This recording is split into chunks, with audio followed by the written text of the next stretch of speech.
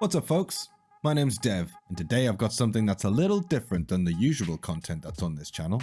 This series is going to be me running a 5e D&D campaign set in my own homebrew setting with a few friends of mine. We wanted to put these up mainly for our own enjoyment, but we also thought some people might enjoy watching or listening along with us on our adventures. Let us know what you think in the comments below, and if you enjoy the episode, make sure to subscribe as we'll be releasing these every 2 weeks. So, without further ado, let's dive right into the first ever episode of the Chronicles of the Rift.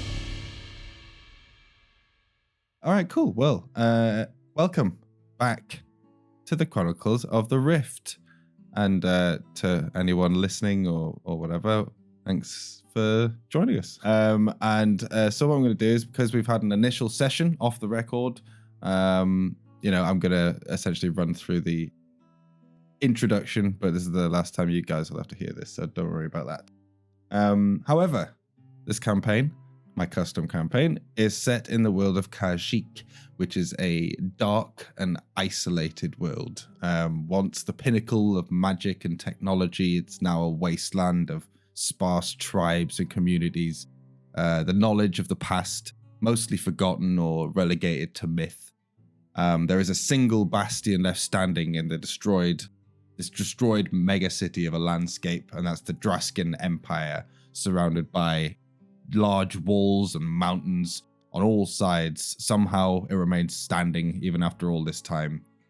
There they have power, warmth, good food, clean water, technology to some degree.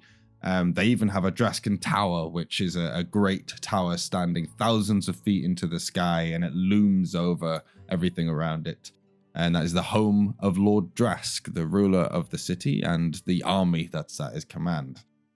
Those born outside the city, however, are not so lucky. Most spend their days trying to survive the constant struggle between beasts, bandits, gangs, and other strange and scary things out there in the wasteland, and many don't survive. And that's why most have secluded themselves into small communities protected among their own, only venturing out and interacting with others when they have some need. There is some, however, who strive for something better, and this often leads them to the Trade District, a small sliver of civilization that's left in the wasteland outside the walls of the city. Squeezed into the only entrance into the Draskin city between a great ravine that just cuts straight through the mountain range with a large gate on either side, the Trade District sees a mix of all types of people. It's protected mainly by the Draskin army, as it's the only gate in and out of the city, but the only people seen entering or leaving the gates are army soldiers and high-ranking officials, and only 1 or 2 wastelanders have ever been seen granted access to the gates. This is where we met our band of adventurers, or wasters as they're called. And in the last session, the group came together at Faz's place. One by one, he had an offer for work and adventure as he's putting together a waster crew. They're groups known for traversing the wasteland, killing beasts, searching into the dangerous reaches for artifacts and rare resources, or just dealing with bandits and gangs, pretty much anything that's dangerous. As only a few of you knew each other beforehand, he decided to put you all to the test as a group on an easy job for some poor wastelanders who are attempting to set up an outpost on the main road heading south. Unfortunately, while they were clearing the area and getting it set up, They were attacked by shadowhounds, a pack of shadowhounds, and they're willing to pay 100 gold for you guys to clear the area of there, and hopefully when they go back, they're going to take a little bit more protection. Deciding to leave at night so you could get there early in the morning, you were a few hours into your journey when you became under assault by a group of bandits looking to take your things. After a tense few moments, you dispatch the bandits, and that is where we pick up with today's session. And now this is the first recording, so what I'll do is go around, and if you'd all like to just describe what your character is doing right now, I will change the screen. So we're all on the roadside, and you can see there are, and those trees are essentially buildings and foliage and weeds. There is like overgrown sort of foliage and weeds. It's not grass per se. It's just the map. However, you do see bodies strewn about the place among the rubble and rocks. And you stand there, torches held high, trying to figure out what to do next. FINK. So what are you doing, FINK? What do you look like? What are you up to?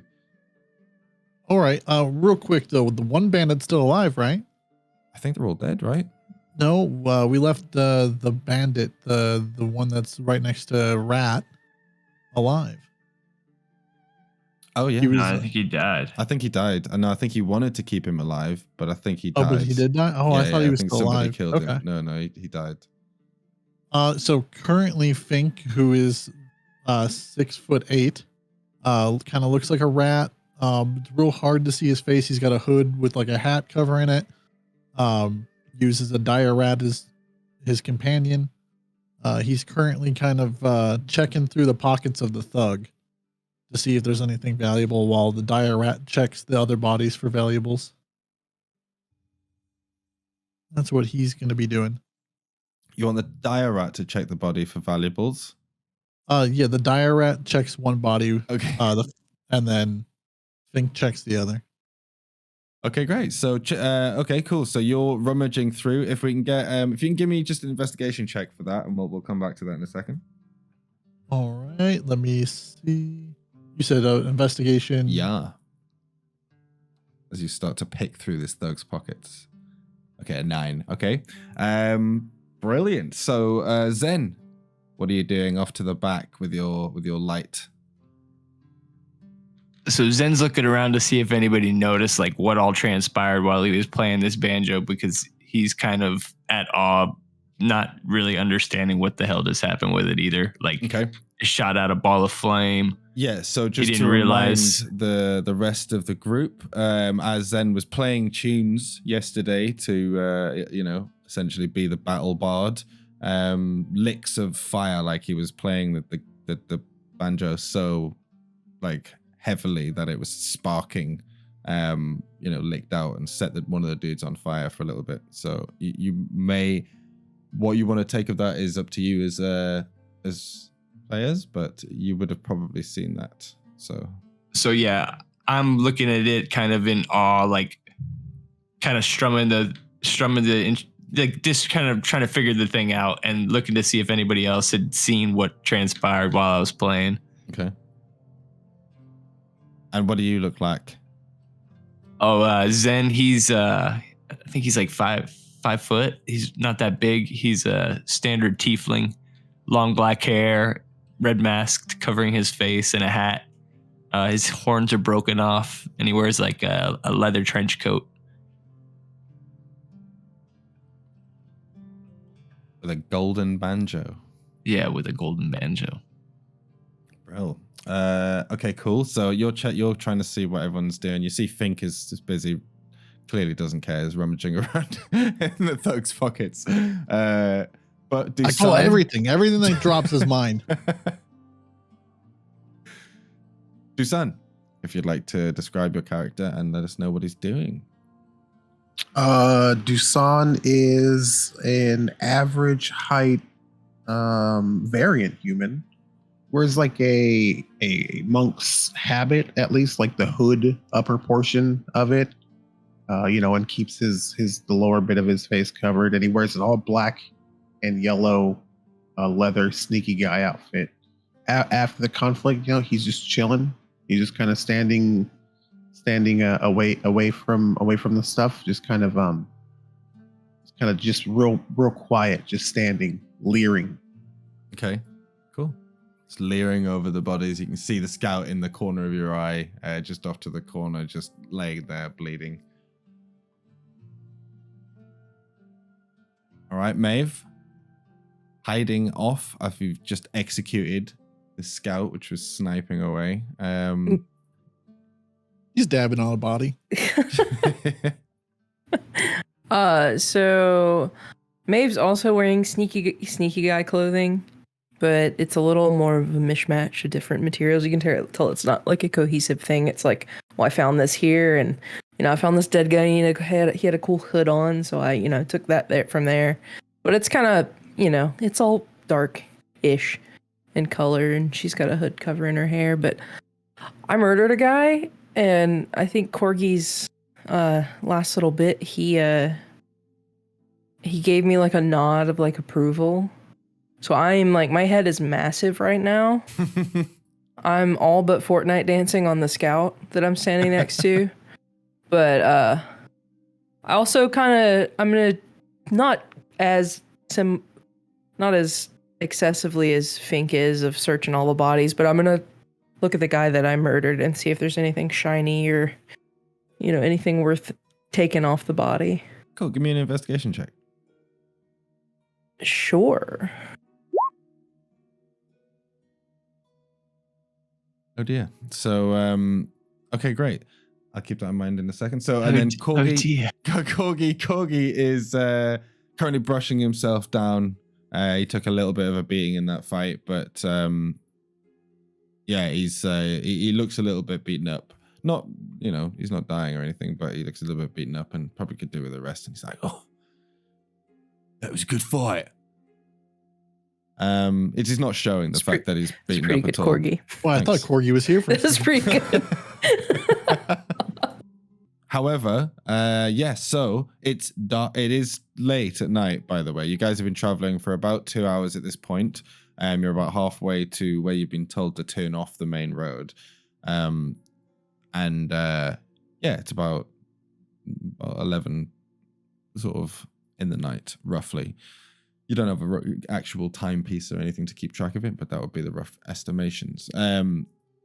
So searching through these bodies in this sort of the dim lights that you have, they don't really seem to have too much on them with those investigation checks. So basically you find, if you need to replenish any arrows or anything like that you have, you can take them from them. They just have pretty simple scimitars, swords, knives, that kind of thing. So if you did need to restock any basic weaponry like that, swords, knives, or scimitars, there is like one of each.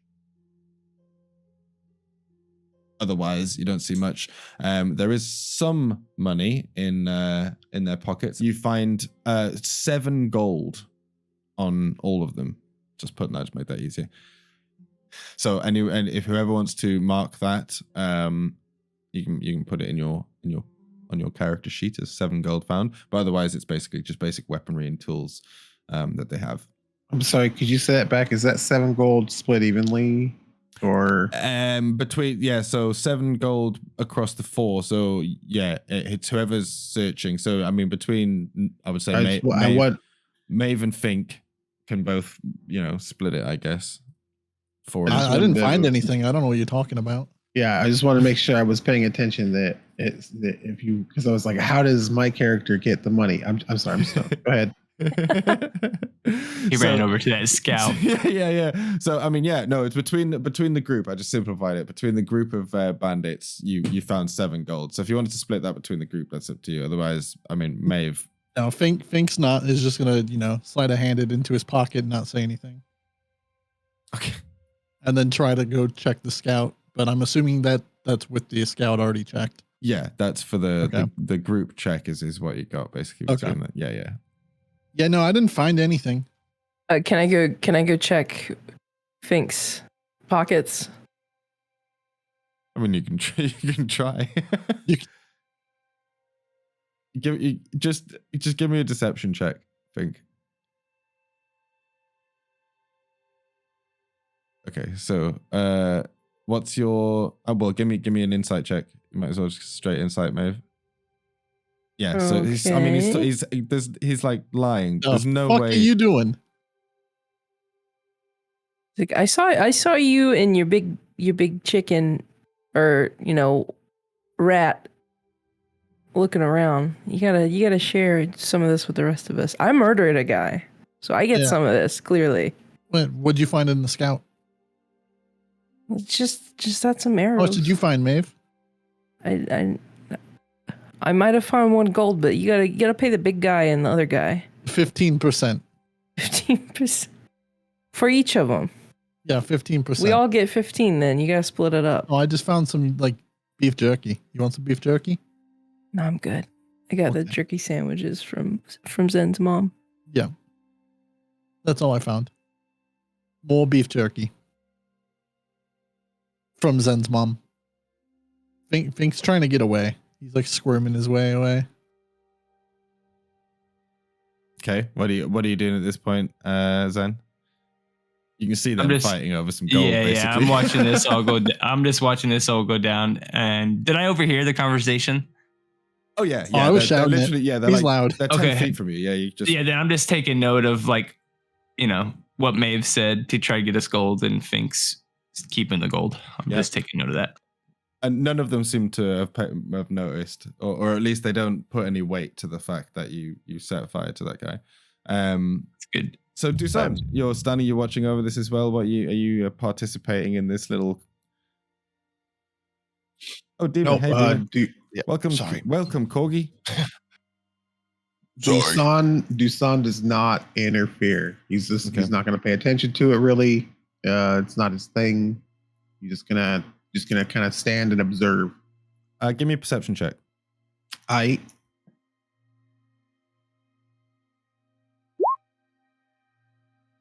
Nice. As you're watching, facing sort of the way that you came, you see something coming down the path. Let me just a light starts coming down the path, and with a 15, you can see it's attached to a cart of some kind, and it's heading in your direction down the road. Maybe about 100 foot off. A thing comes. A cart. A merchant. A man. I don't know. I don't have all the details. I see a light in a cart and a guy, or just a cart and a light in the dark. I see it. There's a cart and a light, but it's in the dark. It's up there. I'm confused. The light, the dark. What are you talking about? Is that some like song? What are you doing? There's a light in the cart, but it's up there in the dark. Oh, okay. Hey, KORGI. What? I got something for you later, but it's a surprise. All right. Okay. Just letting you know. It's not beef jerky. Better not be a fucking banjo. Can I move to investigate the light? I mean, it doesn't. Yeah, it's moving towards you quite rapidly. KORGI, just as you've arrived, if you'd like to describe how you react to this news and what KORGI looks like, for anybody listening. The news of a light? Yes, he's told you there's a light coming from down the road, and it's about 100 foot away, coming quite rapidly. Stand there and I'll just look at the light after I work out what the fuck DUSAN is saying. And I just stand there and I try to make myself look very big. And I crack my knuckles and I wait. And what does KORGI look like? KORGI is 6'4", I think, if I remember correctly. Half orc, so he's a little bit green. And he's got sort of a bandana covering the lower part of his face, like where his mouth is, and you can see the horns sort of wanting to poke through the bandana like that. He's got gloves on, and right over his knuckles, his gloves are a little raised. He's got like wrappings around them, and he's kind of a scary looking motherfucker. Amazing. Okay, cool. So yeah, so you turn to see the road, and I'm guessing this draws the attention of the group. You do see there is a cart heading towards you down the street. Paying closer attention, you see this is definitely a cart full of people. It's pretty dark, so it's quite hard to tell. But this is a meaty vehicle by the looks of things. I love meat. You can hear it just getting louder as it's.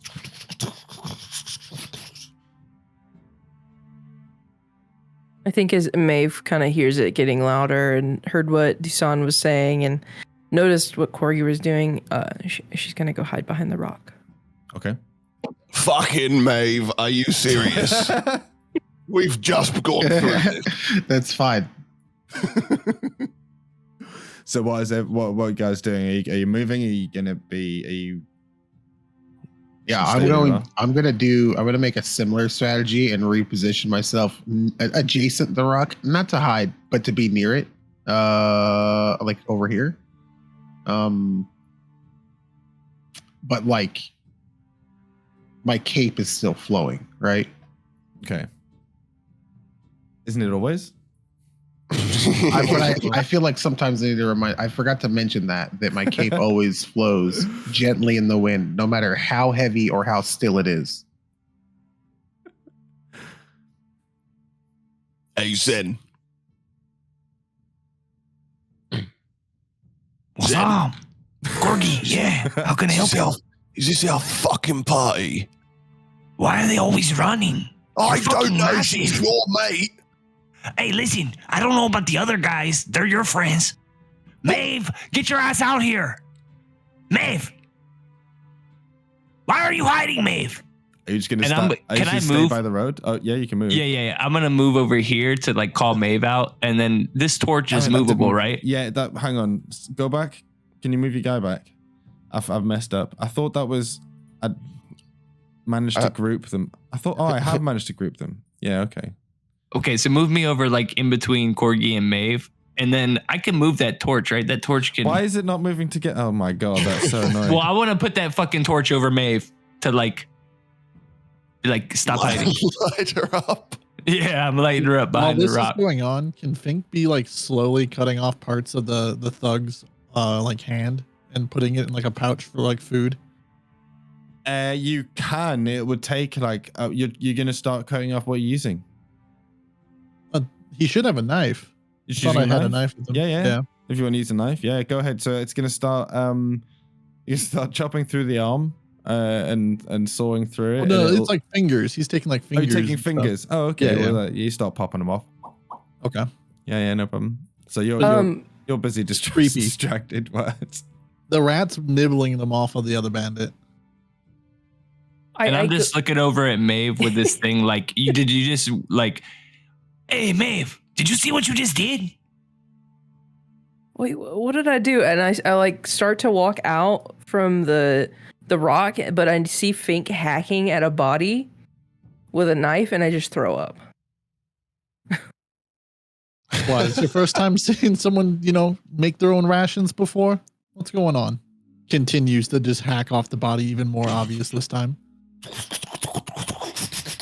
That sound gets louder and louder, and it gets to the point where you can see approaching is something you've seen before, but not so super regularly. A large Draskan cart, well defended and armored, made of steel, dark steel, and you can see the red paint painted across the side, and the big D, the Draskan sort of flag symbol on the side as well, loaded full of Draskan troops, being pulled by 4 trained shadowhounds, large pure black dire wolves, which is actually sold by Marol and trained up at the Afterhourz farms, but they coming past Um, I'm gonna put out my light. you can put it out, okay. Put out the torch. I've got a big torch. Yeah, I think you do have a big torch. Put the light out. Put the light out. We don't want them to see us. Okay. And I just can I just like cover the flame with my big fist? Like, yes, you grab can.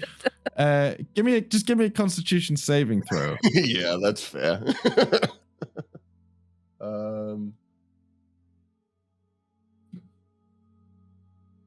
Okay, yeah, no, that's fine. That's fine. I'll say it. Yeah, you take 1 point of damage as Alright. you burn your palm. Oh no, you got rags on. I'll say you take no points of damage because you've got rags on. But yeah, do I lose my temporary hit points from last time, by the way? You probably would have done because you're. Well, did you get them after you got hit? I had them during the fight, like at the beginning of the fight. I think you're, and because you've lost some health, haven't you? So I'm not sure. Yep. Whether you still have them anymore. I don't think you do. I would assume I wouldn't. Yeah. Where did everybody go? So the lights, lights go out, and it's dark. But you did that quite late. So if you'd like all to make a stealth check, please. I need a group stealth check here as you all try and go silent. Not a good start. But Korgi and Maeve on it. Good job. But Fink also had a skulker, right? Oh no. Maeve, where the fuck Okay, are hang you? on a second. So that's 2 crits. So that's Maeve. You rolled it. Actually, even though you only rolled 1 dice technically for this roll, you did roll a double crit there. Like the odds of that are pretty insane. Holy shit. Okay, so that's going to be 3 fails, but they're double, so that's 4 successes because they're crits. You lucky sons of bitches. So you and me, the sneaky you ones, all Maeve. put the flames out and duck down. You guys hating on me hiding behind the rock. As you hear the Pussy. if you, I'll just say you can see it. So you can see the guy at the front who's clearly sort of the captain of whatever troop this is looking over. And it looks like he was trying to spot something that he may have seen, but they continue to move onwards and go off forwards out of sight. Where'd everybody go? Hello? Is there anyone out there? It's very dark. You just I'm gonna go ahead. You hear in your ear, "I'm here. You're always here. I know." No, I didn't hear that. It's dark. I don't like when it's dark out of nowhere. Guys, is Rat Boy talking to himself? What? No, I'm not. Yeah, you know what? I'm talking to myself. All right, it's not the weirdest thing I've seen. I want Fink to be looking for Korgi because he wants to give him 15% of the gold that he found in exchange for protection from the rest of the group if anything ever goes down. I mean, you're 5 foot away from him. It's like you can probably sense where he is and just shuffle over to him. I don't want to be like that guy, but I have dark vision, so I'm assuming I can see like immediately around me, and I can probably make out their shapes. Let me just Gonna be the I have dark vision guy. I'm pretty sure I have that too. Hey, me too. Most of you will, especially with the world that you live in, because it's like a constant twilight. Everybody's eyes have adjusted. So like, what is your night vision distance for everybody? Where do I check that? Say what?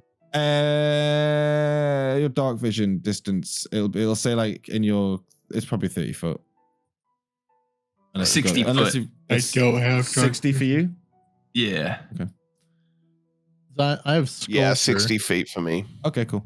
I'm gonna put it as a slightly different coloration. I'm in only shades of gray. 50 shades of gray I'm seeing in right now. Is that on our character sheet? It'll be in your like race description. Okay, gotcha. I mean, Fink's a rat, so he has night vision. He also has Skulker, so he can just kind of like, disappear.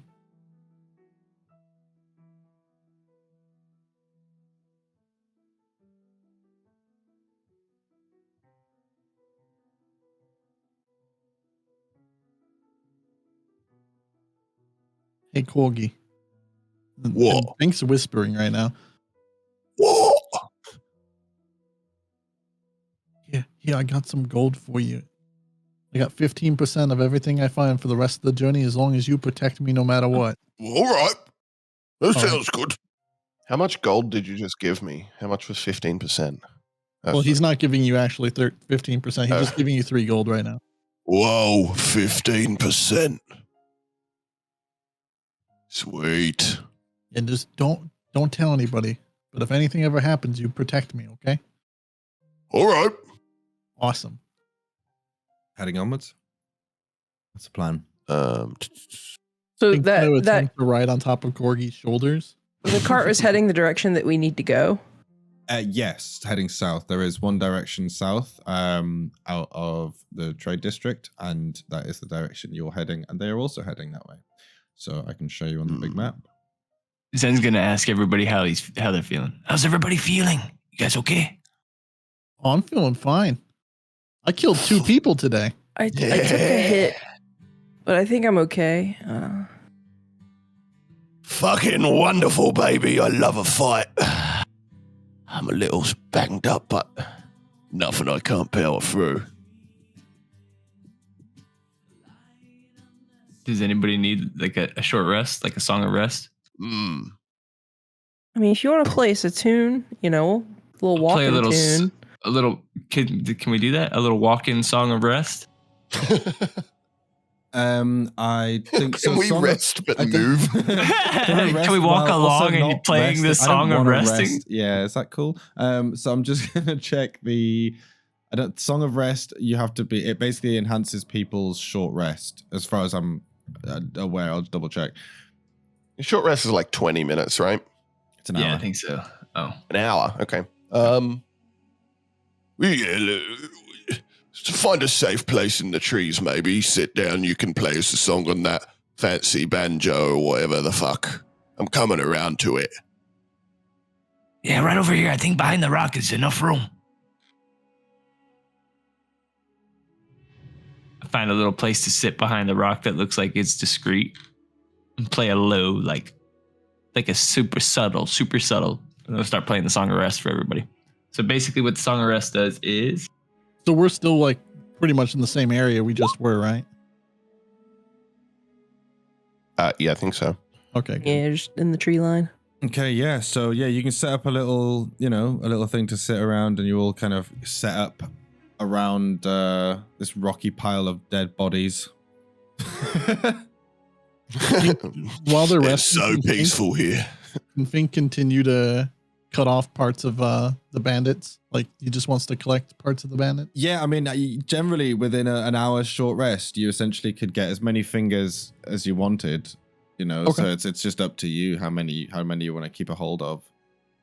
Out of the 4 of them. So, well, a maximum of 40 fingers. You can't get more than 40 fingers. Okay. Let's say 38 fingers. 2 of them are missing one.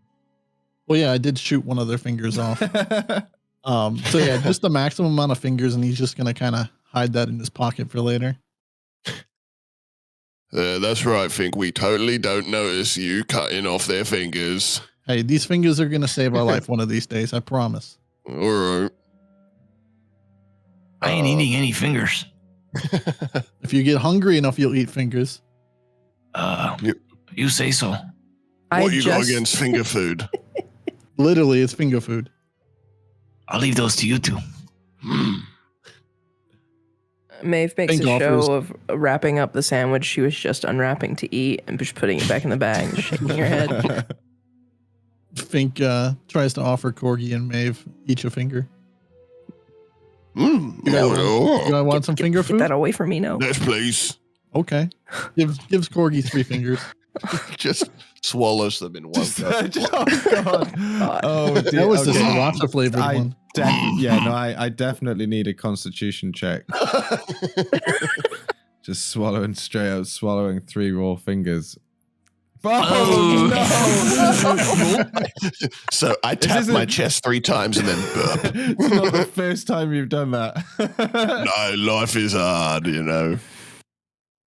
I'm disgusted, but also impressed. So we roll a hit dice for this? Yeah, so you can roll as many hit dice as you have if you want during a short rest, but you only get a certain amount back at a long rest. So, oh, nice. So you're full. Yeah, I'm full. And then do we roll a 1d6 for extra? Yeah. Is that extra hit points? Yeah, Like another temporary? D6 for extra. Hell yeah. Yeah, it's not it's not temporary hit points. Is it temporary hit points or is it just bonus hit points? It just says Regains It's just an bonus. So extra. you don't need it, Corgi. Okay, I see. Yeah. How are you guys rolling that? What are you clicking on? Just rolling a D6. Yeah, Like in the top left. Oh, okay. Go to a Little D6 dice and it's top. 1. Awesome. Enjoy your hit point. Well, I was already Hit full. dice. You're already well. full. Yeah, so you don't need to roll a hit die. But you wouldn't roll that, Rob, just so you know, because you didn't roll a hit die. Because you didn't need to get any health. Oh, It's okay. only if you roll a hit die you get the extra Yeah, stuff. that's why I was Oh, asking where okay. the hit die Yeah, yeah. is. So you can't use that in lieu of a hit die. No. It's Okay. just it's on top of using a hit die. Oh, it's Yeah, this yeah. one. It's this one. Okay, I got There it. you go. Yeah. But So everyone's knew. stopped off. remember, you only get a certain number of those a day, and you only refresh. I think it's half at a long rest. So half your total amount. All right. Fink's just petting Rat at this point. Who's a good capybara? Thought he was a donkey. He's when you're talking about him. I might change his name to Donkey. Kind of likes that name. What do you mean he likes it? What? Call him Donkey. Donkey. His tail just starts Eep. wagging. Eep, eep. Oh, shit. Nuzzles Corgi. Mm-mm. Good donkey. You can, Slightly see, bites on his foot. you can see it's got a couple of little like miniature sort of saddle bags over its sides, just to carry some bits and bobs that Fink puts in. Can I take a peek? Just like look in the saddlebags. Got in here. Fingers. What else does he find, Fink? Random eyeball. A connoisseur. Oh, yeah. Stop looking. Just quietly impressed. It's just delicious. It's just blood. You know, it smells crazy in there. Zen's watching You this. would not like it in there. Zen's like playing the banjo and like looking at these two dudes, this like disgusting and like kind of this observing the others, like watching them, and then just kind of look back down and continue playing the banjo, just trying to like focus on that and just understand Just what the hell's going on with gentle, this thing. Soothing tones just kind of, just gently drifts over the cold, dark stones around you. And he's thinking to himself, I need to learn how to write songs. I gotta learn to write lyrics to this music. Fink's just watching the banjo. In awe of how gold it is. You'll see that as he plays it, it is it's striking. You know what I mean? He's very good. Like his fingers are almost possessed. You know what I mean? It is pretty mesmerizing to watch. Almost like he doesn't know how to play, but his fingers are just moving by themselves. Almost like that. feel. Yeah. Yeah.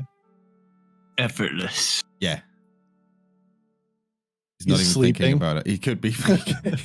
He's I'm going to steal that banjo. But said it a little bit too loud. I mean, okay. He said it loud enough where Zen might have been able to hear it if he's paying attention. Yeah, he heard it and he's Okay. just playing the banjo. Doesn't react. Cool. So you all relax, wrap up your wounds, tidy, brush off any excess vomit that you may have left on your gowns and cowls, and then feeling fresh. Still nighttime. Are we there Follow yet? that card, right? No. We're heading south, right? I'm just following you guys. Yes. Follow the doggies. Yeah, what DUSAN said. All right. Well, I think we need to maybe make a way and just keep our eyes peeled for their torches and the noise. Yeah. You want me to light another torch? Okay. I think it'll be fine. Oh, okay. No, I'll light another torch. I Guess think we that's might want to what keep they off the road a little ways. What do you think? Sounds Just a good. little bit. Could All right. we just go down the road and kill anyone that gets in our way? Did you see the size of them dogs? Yeah, that's what the Just fingers a are for. little puppy. How about the soldiers on the back? There was like 10 of them, That's what corgis for. but there was I wanna 10 point out- corgis. I want to point out that they passed us going the way we're going. So we don't have to run into them. Yeah, can we just stay behind them? Right. Exactly. Okay, why aren't we leaving? Where's Maeve? Always fucking hiding. The rock. I say we venture south. All right. Okay, cool. So with Corgi leading the way, with the torch, you start heading back south. Pick up your stuff and head down the rocky road. Now, it is not too far. Like I say, you were about 2 hours into your journey, so it doesn't take you long. Another hour 30 minutes, and you find yourselves at the turning where you've had your map marked, and they said turn off the road and head down sort of through the rough pathway for about 30 minutes, and you'll find the encampment. Hey, look, the road's turning. Hey, is this the part the lady was talking about, right? Yeah, we go to the left, right? She said No, follow the left, road, not right? the right. We go to the right, left? Hey, Batman. Hey, DUSAN. Batman. Okay, but not laughing. What? Do you remember the directions? Mark Yeah. on the map. Isn't it? Totally. Yeah, we just go where it's right on the map where it says we just go right.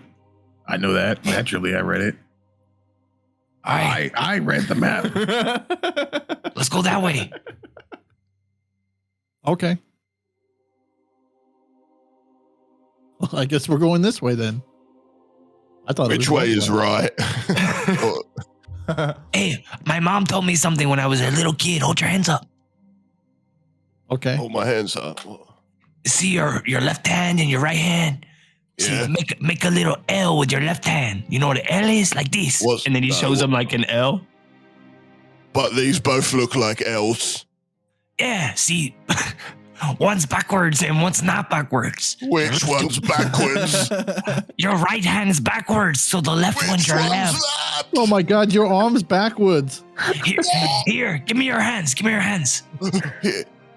And then I take some marking. I have a pen in my marker, so I'm gonna write right on one of his hands and left on his other hand. Oh. Simple. Can you read?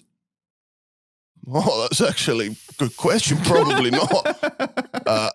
Hey, I look at them and I go, all right. hey, this one here is your right, and this one here is your left. Okay. So which way are we going? Hey guys, hurry up. We Yeah, already you're going started to move. Yeah. Oh, I'm following them. I just start following them. the bat. The bat. Sweet. So you turn and begin making your way down the path. Now, as you turn off the road, it gets very difficult to move, like cleanly through this terrain. It's generally, most of it is classed as difficult terrain, as you have to constantly sort of climb over these big piles of rubble and through these little alleyways of like half decrepit bits of building. But slowly but surely, you do make your way through it. At this point, it is starting to get into the early hours of the morning. So you'll all be starting to feel pretty tired as you begin to approach where you think this encampment is supposed to be. So it's up to you what you'd like to do, but it is about, early hours of the morning. Light rise is in, a few hours. If you continue, it's one of those things where if you continue to just continue on for a day and it gets to another day and you have had no rest, then you would get a point of exhaustion, which is not good. It's not great. It's not the worst thing in the world, but exhaustion gets worse the more it is. Guys, I'm worried if we don't stop, we'll get a point of exhaustion. What the fuck does that mean? Well, it's not horrible. It's not great. Exhaustion does get more over. I don't know. I can't remember exactly. I'm already sleeping at this point. The DM said something, and I was just trying to metagame it to you guys because I wasn't sure if everyone. You're just no. You're tired. It's just you have to sleep every day. That's all I'm saying. You basically. I've become exhausted. I Thought we took a short rest. speaking. You saying you've reached the point of exhaustion? So you're not exhausted now. We're like fully rested though, aren't we? I thought we We just did a did short rest. Short It's rest only is short. Yeah. A long rest is 8 hours. It's like sleeping. You need to sleep. No, you don't. Overrated. Like, Nah. people need to sleep. Good thing I'm not human. Fink's already sleeping. I mean, you all just decided to leave during the night, so that and you traveled through the night. Yeah, On we're at the foot hotel instead of on a cart. Or any other mounted thing, yeah.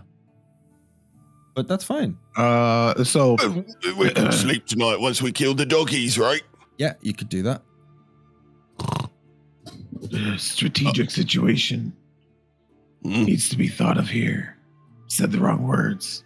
What I'm does that trying to mean? say is, if we sleep now and we're ambushed in the day, that would fucking suck. But if we go now and we fall asleep or take a point of exhaustion, Fucking asshole. then we're going to be very upset in that conflict whenever we're at a distinct disadvantage. Wait, guys, I've been thinking again. Oh no. If we sleep now, no more daytime, doggies hard to see again. No, if we sleep now, we'll just wake up in like 8 hours. That's a randomly specific time. But it's early morning now. That's You probably sure gonna know a be lot like- about our very specific habits there, DUSAN. It'll probably only be about, I don't know, 4 o'clock p.m. Pacific time whenever we get up. If you wanted to like take a long rest, then it would be kind of the middle of the day basically when you woke up. And you're right next to the encampment now, so it's up to you what you want to do. You're fine. It's just the sun will be coming up in a few hours, so you'd have to wait for the light rise, and then or you can rest, set up a little camp here somewhere.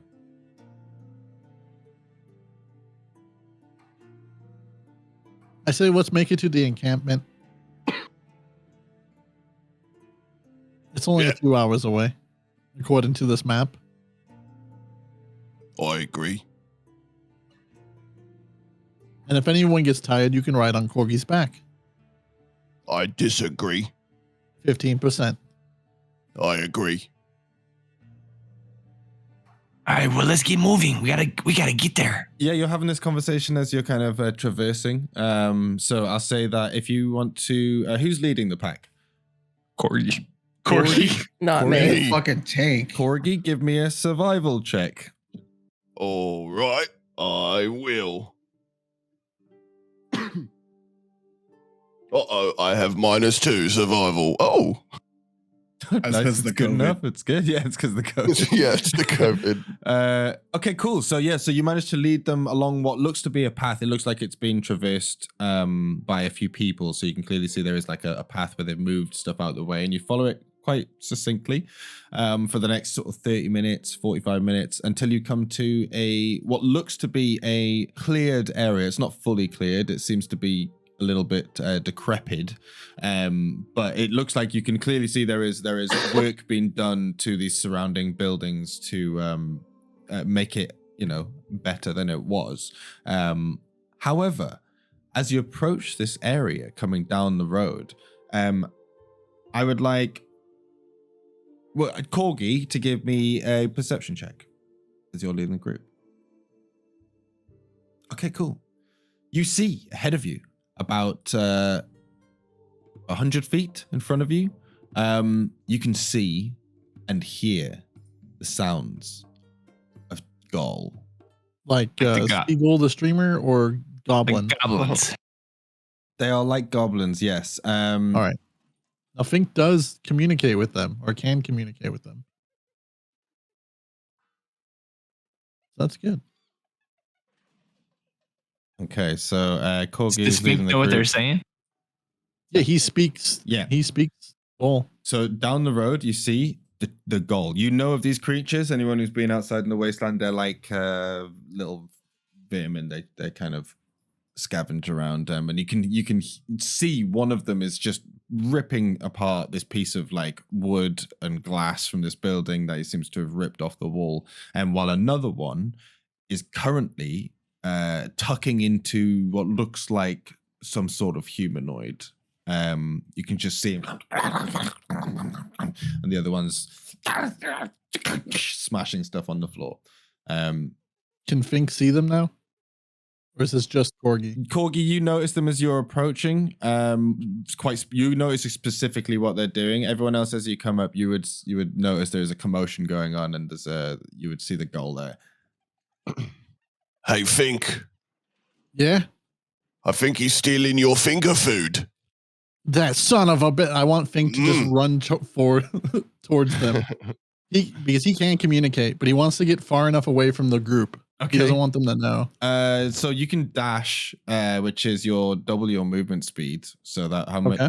What's your movement speed? So you can sprint all the way down to there, along the side of these houses. And as you can see, these houses again, they're broken down, decrepit. Some of them don't have walls and stuff, but you can see big like piles of like rubble, wood, and stuff like this that's being piled up outside. That's clearly been like pulled out from these buildings. And yeah, you just run down the side of this road straight towards them. The rat following you, but it can't quite get as far. While he's dashing, can he be pulling out some of the human fingers that he took earlier? Yeah, I would say that's you can basically draw a weapon, so I'll say that's the same thing. Okay, so he's going to be that, and he's going to be showing it to them, and then speaking in Ghoul. He'll trade 10 fingers for free passage. Okay, so all of you see. And no spike strips. And how? Yeah, no spike strips. Okay.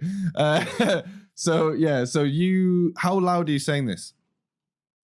Loud enough for the Ghoul to hear, but he's still trying to like project it forward and not. You're gonna try and right. Okay. Yeah. Give me a Like he's cupping his hands. Yeah. Give me a stealth check. A stealth check. Okay. Fuck. Oh. He's Okay. in Skulker. That's Boom. Skulker. I mean, yeah. Advantage. Okay, I'll take it. I'll allow it. So, if everyone else wants to just give me a perception check on whether you can hear him. Nope. Good. So, DUSAN, you're the only one who hears this. But you just see Fink. You all see Fink just dash towards these Ghoul, which are just tearing up, the street, and this poor commoner reach into his bag and just go. He's like says something. Nobody can quite hear it apart from DUSAN, who's keen hearing. You can just hear him like go. And you see both of the gulls just turn their heads. And they look at you, and you all hear quite clearly the gulls responding to him. And you hear them saying, fingers? Yes, fingers? Give. All right, so Fink throws the fingers all around the ground in front of them. Okay.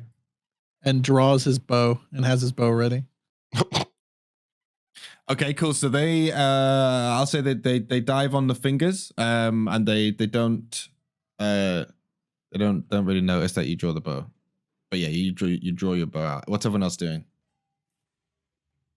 Oh, as he's drawing the bow, can he kind of turn back and kind of like, give them the signal with his tail and like face, like, come on, come forward? Like, yeah.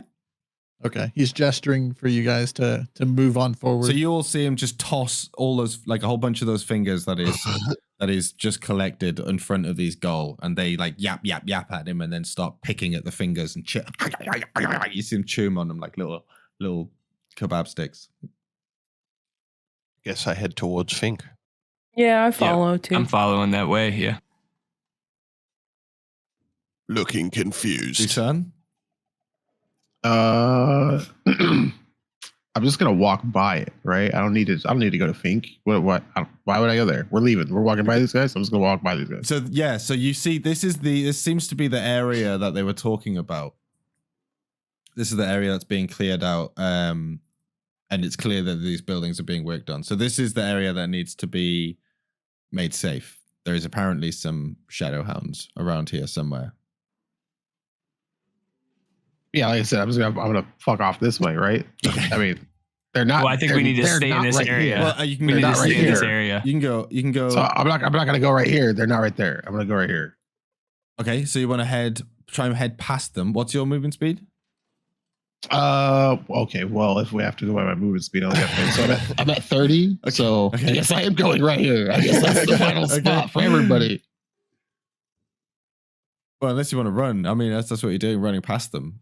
I don't want to fucking run. They're not doing anything. Well, He's Batman, they're eating dude. fingers. Okay, so you walk slowly forwards. Everybody else, you're just walking up to stand next to Fink. Yeah, I like to walk. Can I ask Fink and be like, how the fuck did you know that they wanted fingers? Everybody knows Goal love fingers. Yeah, I knew that. But be ready. They might attack. I'm going to see if we can get some information out of them, though. A pile of fingers. What do you mean? Information? They're Gaul. They don't talk. They make noises. You can sometimes, understand what they're saying. Wait a second. You can talk to these things? No. They're I'm both like, fingers. It You makes can- sense. You see them both in front of you. I eat fingers too. Can you talk to him? no, I Let just me throw try. fingers at them. Hold on. Oh, shit. Don't say that. You just made fun of the mom. Give me I want you to give me a charisma check with disadvantage. Okie dokie.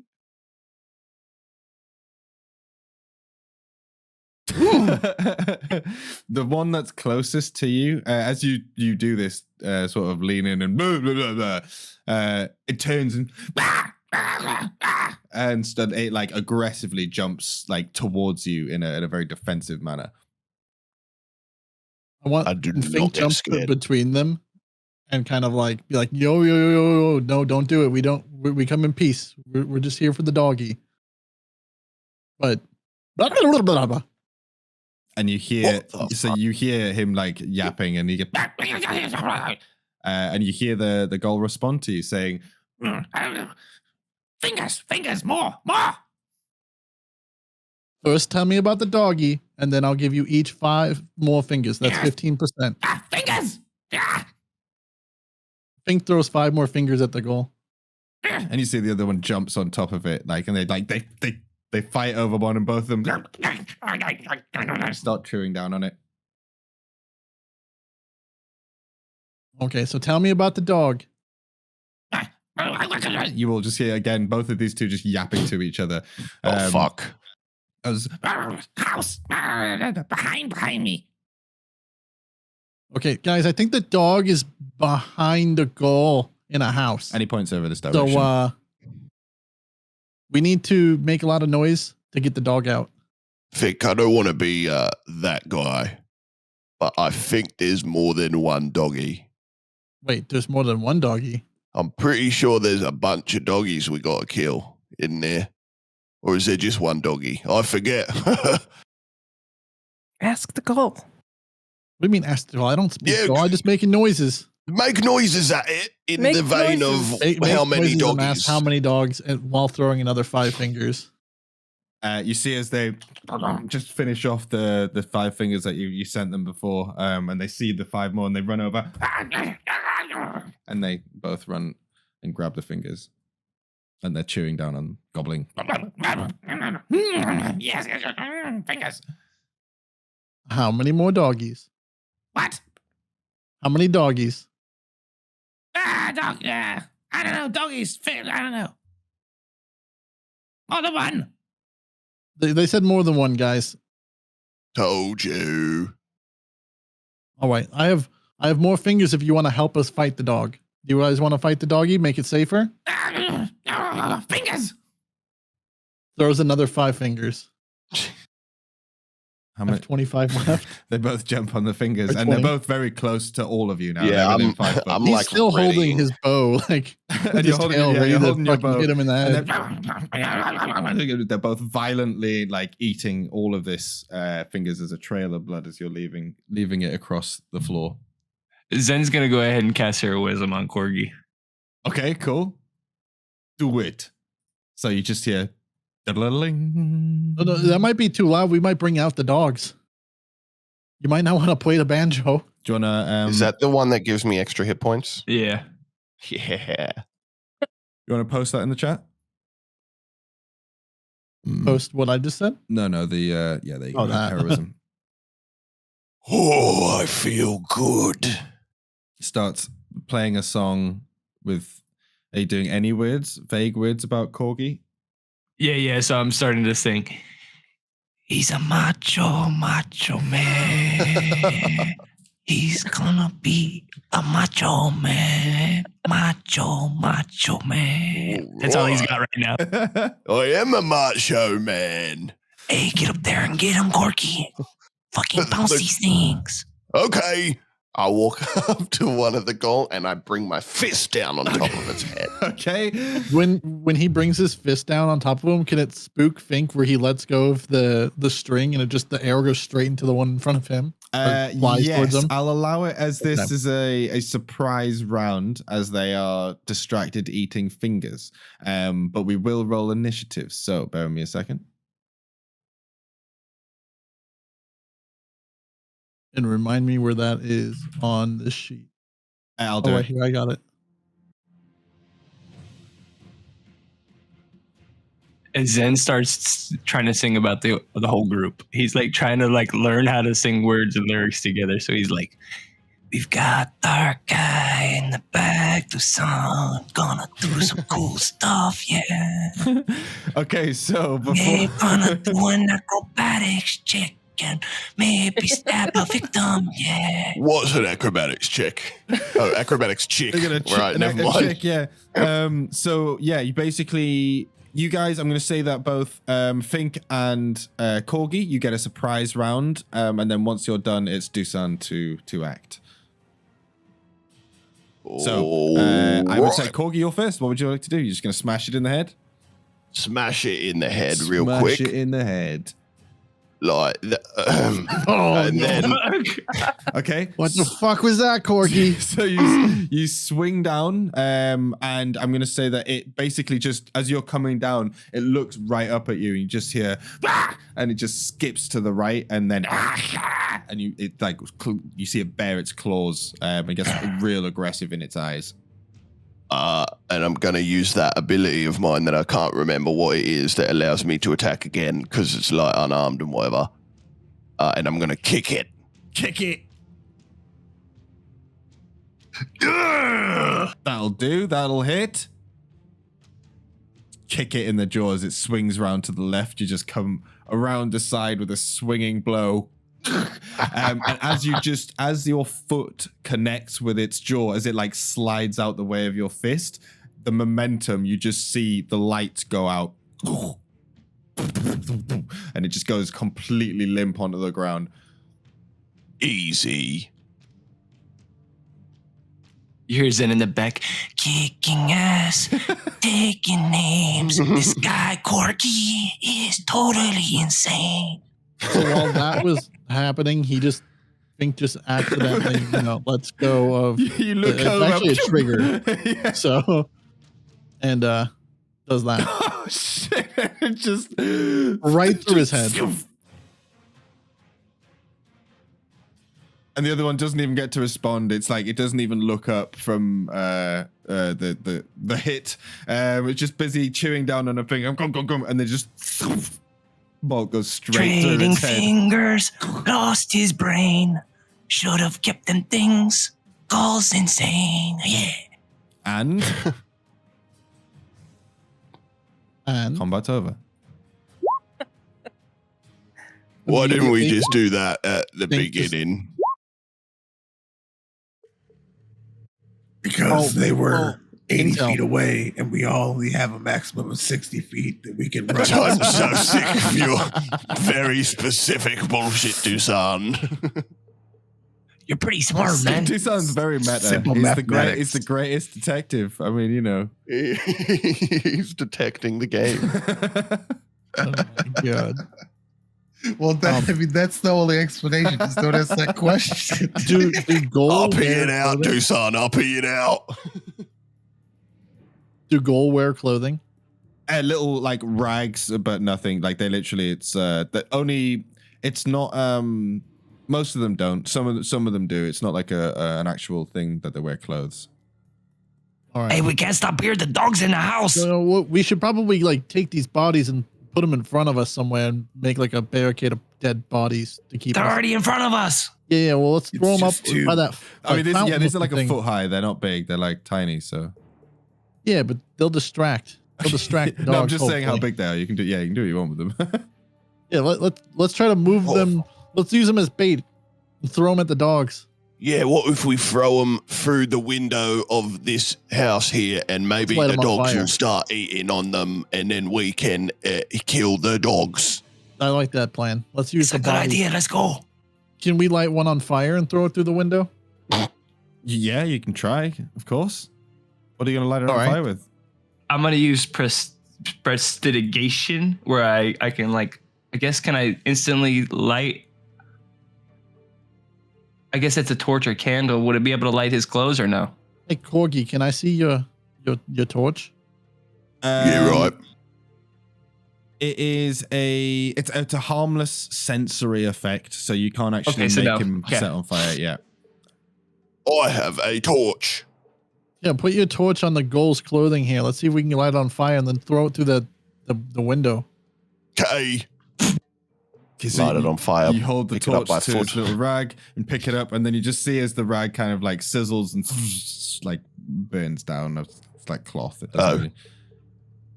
Go on. And now you're just Oh, I you're just holding I like throw a it through the naked window. goal. Yeah, naked goal, which is not it's not unnormal. You're just holding a basically a rodent upside down. I throw it through the window anyway. And it's an open window. Half of this wall is broken, and he just smashes through some of the wood. Crash! You hear a third. Wicked. Good job. Thank you. What about this one? I'm gonna take the fingers from this one, then you can have it. Yum. All right. Starts cutting off the fingers. We should putting check them that in his house out. pocket. We should probably not wait for him to finish that. Yeah, no, you guys go ahead. I'll be right So there. you start taking off these little tiny little fingers, little like inch long fingers with little sharp claws on the end of them. Perfect. Puts them back into the bag. Let's see. How many fingers do they have on each hand? They've got 5 on each hand, so you can get 4 fingers and a thumb. All right, so he's got 30 fingers again. Your bag's like quite bulgy with fingers at this point. That's So like fine. a bulge, a finger bulge, as you might call it. Finger bulge. All right. Yeah, are you guys gonna go in there and check out for the doggies while I do this, or? Oh yeah. I'm running in. As you pass, you can see this dead body looks like a pretty common guy wearing sort of drab, sort of grayish clothes, very similar to Arwen that you've actually spoke to, and it looks he's covered in like blood and bites and stuff like this, clearly from the gall, but you can see a large scrape wound all across his face and his torso, which has got these deep claw gashes. Pussy. As you make your way around the front of the house, where you can see there is a big open entranceway.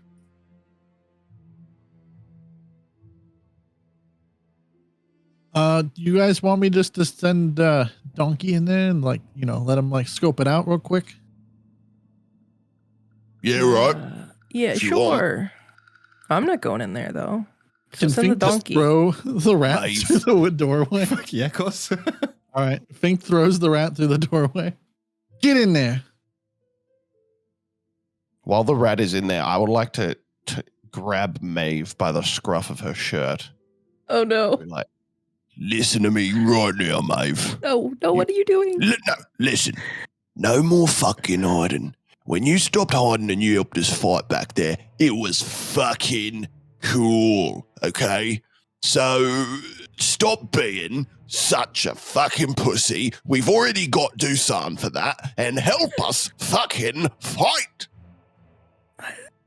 I want to see how many dogs there are first. How many are, what did the lady say? More than one. Less than 10.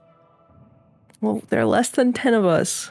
So let the donkey see. Yeah, but Maeve, you've got me. Oh, then you go in there. Well, maybe I will. And I'm walking after the rat. So first of all, you guys are talking. He's thrown the rat as you guys are having this conversation. So first of all, Tok, can you see currently what the rat can see? I cannot see what the rat can see. Interesting. Okay, can you see it now? Yeah, I can see what's in there now. Okay, sweet. So the rat gets thrown through the window. And then runs back outside. And the rat can tell Fink what he saw. I think you can, from what I understand, walk into it. I'm not. I mean, you might want to double check, but I think you can walk into your rat if it's familiar. I don't think I have that yet. Let me check. Establish a telepathic link. So you're going to do it until the lens link is active and you and be so within sight of each other. So you'd have to do this first. I was just going to speak with what him. is it? It's touch, yeah. So you can touch the rat, right? And then you can essentially. All right. It's fine. So the rat comes back out. All right. And am I storming in by the time it comes out already? After my conversation with Maeve? You'll storm. So basically, yeah. So the rat will come out as you're storming in past the rat under your feet, and you'll go inside the building. I'm following him in. Oh, you guys are crazy. Maeve no-ballsed me. Maeve, there's a big doggy in there and several dead bodies. Oh, doggy. Can you see? I can't. I can see some things. Okay. I can see the edge of a big doggy. Who's leaving? Who's coming in with him? Zen is coming in behind him. Fink goes over towards the guy that was dead by the fountain and starts looting him. I'll follow Zen because, I think Korgi's words had a little bit of effect. Yes. I want to be cool. Okay, can you guys see now? Yeah. Okay, cool. Sweet. So I'm just gonna check DUSAN and Fink. Yeah. You guys are just. What are you doing while they all head inside the building? You're gonna go and loot the commoner? Yeah, he's gonna look at the commoner. Okay, give me an investigation check. Shoot him. All right. Investigation. Okay, good to know. DUSAN, what are you doing? I'm gonna just lean up against the wall right here. Just Okay. chill. Just chill. Is there anything particular you're doing, like looking out for or waiting for or anything, or are you just chilling? Now we're just hanging out. I guess we'll be alert. We'll be alert in case anything. Okay, give me a perception check. No, not hella alert. Just not like the chill. Just chilling alert. You just lean against this like half decrepit wall and watch as Fink goes to town on this poor commoner who's dead, just chopping off fingers, digging through his pockets. Meanwhile, on the inside, which I think I'll just, even though you guys are outside, I'm gonna. I was gonna say, can the rat just be my eye on the inside? If you want to form a, no, it needs to be line of sight. Oh, it's line of sight. Yeah, okay. yeah. So the rat's just on guard out here, making sure that nothing sneaks up on Fink. Okay, cool. He's watching your back, and he looks. So DUSAN, you make direct eye contact with rat as he just turns and No, then just fuck. There's a rat. Oh, it sees me. All right, never mind. Eep. Sorry, I forgot. Now we're gonna move. Forgot you were here. with us. So back to Korgi. Wait, what? Did someone say something to me? You are indoors. You see a you probably actually, I'm gonna say you don't see that. You see it's quite dim in here, but you can see the light is coming through now because it's the light rise and it's starting to get a bit brighter. So you can see sort of a general shape and shifting and all that kind of stuff moving around. You see in the middle of the room, right in front of you, there is a limp corpse of a ghoul, and about 20 foot ahead of that, in the middle of this large sort of building, which is, again, the whole thing's been cleared out. There is nothing in here. It's actually pretty empty.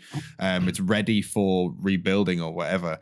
You can see there is quite a small, I would say a young, like a puppy-sized hound, black as the night. You can almost see, with the light coming in, a slight like purplish shimmer to its fur, and its head's bent down, and it seems to be eating something. I'd like. Can I just get all three of you to give me a stealth check? Mm-hmm.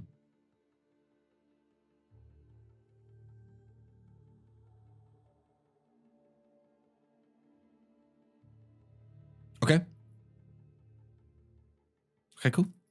It doesn't seem to notice your presence coming through the little porchway that's here. Hey, Maeve. Yeah. Watch this. And I'm gonna just run up to this dog and fucking people's elbow it. Just drop down on top of it. Okay. Okay. When I see him take off, can I move to the door to hear? Yeah, I want to watch. I want to watch. Like, I want to see him run in. Like, I want to watch. Just look at each other as it goes in. Okay, sweet. Laughing. I'm gonna have you guys. I'm gonna start combat with you guys then. Okay, so you get a surprise round again, KORGI. Well done. Yeah. Attack first, ask questions later. Yep, and I will basically, when we get round to the top of the turn, I'll check what you guys are doing outside every turn, right? So, KORGI, so you just, this thing's like doesn't notice you coming at all. It's boom, boom, boom, and you just see its head turn as you just come crashing down. Well, what do you do? KORGI's elbow. Oh. And once again, it just you're screaming so loud as you're coming for these attacks that the creatures can see you coming a mile off, and then just see it roll out the way, and then it just starts growling ferociously at you. My guy on a 180 from last round. Where fucking last time he destroys everything, one tap. We're like, holy shit. This time he can't fucking hit anything. Hey, try kicking it again. Yeah, kick it, yeah. I'm on the ground, so I try and fucking sweep kick the fucking dog now this time. Fuck. That's a crit. Is Korgi fucking up in there? Okay, so I'm gonna say that you go to sweep kick, and it just jumps out the way, and doing so you fall prone, like you completely lose balance and spin like a ballerina, but unceremoniously onto your back. As the dog is then, you just see as it's over your face and it opens its mouth ready to bite into you. Now's your time to shine, mate. Maeve, you watch as he clumsily runs in, misses, slips to the ground, and is about to get bitten. It is your turn. What would you like to do? Oh no! Oh, hang on. Do I see how many dogs are in here? I know I've got the little vision thing, but no, you don't. I don't see. Oh no! Maeve. I do nothing. I'm frozen. I'm frozen in fear. All you see is Frozen. this little one. So yeah, you can hold an action, or you can just do nothing if you want. Just freeze. Well, hold an action you could roll for it if you want. So hold action, basically, you can say if something happens, I want to do X. So like, if you saw someone within range, you could shoot them if you had a ranged weapon, or if someone gets close to you, you want to hit them with a melee attack or something. Zen starts singing. Maeve, you killed a guy. That's just a little puppy. Get in there and fight the fucking dog. Oh, I pull out a knife and I run at the dog. Okay. Because I'm afraid it's gonna get Corgi. Go. Okay. Show me what you got. Attack. Give me that attack roll. All right. I'm just gonna double check. That's definitely a 14. That's a 10. I'll stab it. Okay, sweet. So you come in to stab it, and as it's like leaning over Corgi, and just about to like rip into him with its teeth, you just run up by its side and stab it. And this is like it's like a puppy in the sense of a shadowhound, but this is like a dog, Thank God. And you just stab it in the side. You just hear it wail, and it turns and pulls away from you, pulling the knife out. The blood, deep, like this deep black kind of blood, just pours out of it. It skitters backwards, but doesn't run away from you as it turns away from Corgi and faces you. Now that was fucking cool, Maeve. Can I bonus action hang on, run that's- away after I stabbed it, though? Do I have that? I don't remember. How do I rogue? What were you saying? Can you bonus action? Sorry? Can I, like, dash away after... Or is all my movement before? Like No, a you can. No, disengage? you can move away. You can if you move out of a enemy's attack range, they'll get an attack of opportunity on you if they have a reaction. But as a rogue, Yeah. you can disengage as a bonus action. So there you go. Yeah. So I'll you disengage, but I just want to hide behind Corgi. Okay. Yeah, you've got 10 foot of movement. I know left, he's so, not a problem at all. he's on the ground, but he's still pretty big. So Sweet. I just kind of put him between me and the shadowhound. Sweet, no problem. Okay, so I'm then gonna you turn around and skirt be back like- around, and it gnashes at you. It does try as you run away, and you just kick it back, and it just skips back into the ground. I'm gonna turn around and be like, it was really cool till that last part, Maeve. That's fair. And as you walk around the back of Corgi, and you stand behind him, sort of in a defensive posture on the opposite side of this, the hound, you just hear coming from behind you Oh no. as a hound comes from the darkness. And it just sees you attacking its hound and its brethren and runs directly towards you. It's gonna bite at you.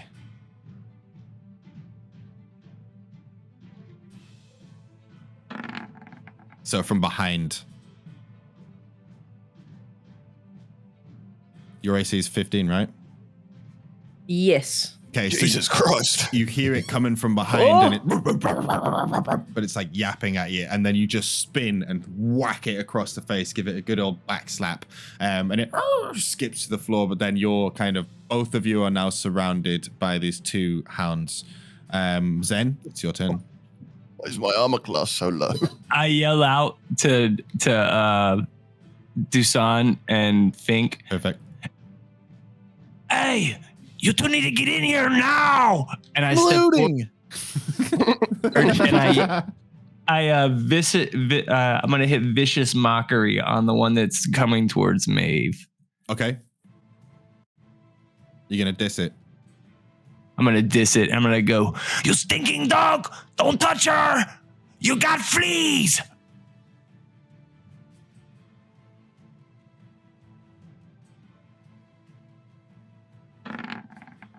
Oh, Okay, so it got so that's a Oh, it's a 7. 7. Yeah, on its save there. So it gets 3 psychic damage.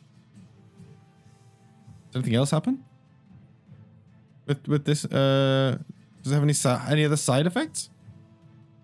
let's see. It just says Tease himself a little. wisdom saving throw here. I'll just put it in the chat. Wait. So it bit me for 11. no, that was its attack roll. Your armor okay. class Yeah, was yeah. higher, so it missed. Oh, okay, Yeah. gotcha. You slapped it. Okay. Cool, Okay, cool. Maeve. So yeah, you and have disadvantage on the next attack roll it makes before the end of its turn. Brilliant. Okay, sweet. So it has disadvantage on its next attack. So you just shout. What do you shout to it? I said, You stinking dog! Get away from MAEVE! You got fleas! And you just there's a moment of a it just turns its head sideways like what? And it looks away from you, Maeve, for a second. Okay, cool. Are you gonna move? Yeah, I moved. I'm gonna move up into here. Mm-hmm. And can I bardic inspire KORGI? As a bonus action, I think so. Yeah. Yes, I do believe so. I'm gonna do that. I'm gonna use bardic inspiration on KORGI. Oh, right. Sweet. So there you go. So you get what do you get? What's your bardic inspiration die right now? 6d6, yeah? Yeah, 6. So you get an extra d6 on an Right. ability tech, attack roll, or saving throw. Brilliant. And he's still got heroism, right? Yeah. Or no? So you should Okay. you Yeah. get +4 temporary hit points every. I feel fucking good, baby. Is that your And I'm turn? trying to think of that's my turn. Okay. And I'm just trying to think of words to songs. Like I'm in the room, like kind of whispering words to myself, like Kicking ass, taking names. We're getting crazy. 15% insane. I love the 15% meme. That's so good. All right, Corgi, it's your turn. You're feeling amped up, bumped up, boomfed up, ready to go. And a little bit embarrassed. So I'm gonna get up off the ground. Right. Right. I'm going to That's half your stand over movement. the Yeah. Can I help him up? stand over. I'm right Thank next you. to him. I mean, Yeah, there's no. I'll reach. He's too You know, large. There's no yeah, point, but I yeah, make yeah. a show of Yeah. trying to help him up. I'm like, I'm helping. I want to like pat Maeve on the head, like, yeah, thank you. Turn back around, sort of fucking, you know that thing that Henry Cavill does in Mission Impossible, where he jacks his arms up, He, gets ready. he reloads Reloading his his guns. Yeah. Yeah, it's amazing. I'd like to reload my arms, and sort of pull the wrapping that's around my knuckles a little bit tighter, and then fucking come down again on the head of this shadowhound, and definitely hit it this time. Yes. Bam! Just slam it across the chin. You hear a crack as your fist just cracks into it. And Boom. then I hear a wail. and then I bring both of my hands above my head, clasp them together, and bring both of them down together on top of it again. That hits. Oh, and you bring him down and just crush, and you just feel as both of your hands go through its skull and smash into the rubble below it. The blood just splatters out across the floor. All right. I love this. Then that's when you hear a howl. Oh! And from behind this large pile of rubble, a meatier, older looking hound appears. An adult. And you just hear it look over at you as you've just crushed this little youngling. And just starts sprinting towards the group. So, double check his movement. Yeah, he's got 40. Okay, sweet. I found another 10 fingers out here, guys. So he's gonna come over here in defense of his of the pup here, and he's gonna go for you, Maeve. Oh. You just see as he comes alongside the other one, and the two of them kind of like pair up next to each other beside you, and they start just howling, just gnashing at you. You have to kind of keep dodging left and right. He's gonna come for you. I'm gonna yell at Zen. Banjo harder! Let's say a 23 hits. Okay, so that's gonna be... So you take 9 piercing damage, and I need a strength saving throw.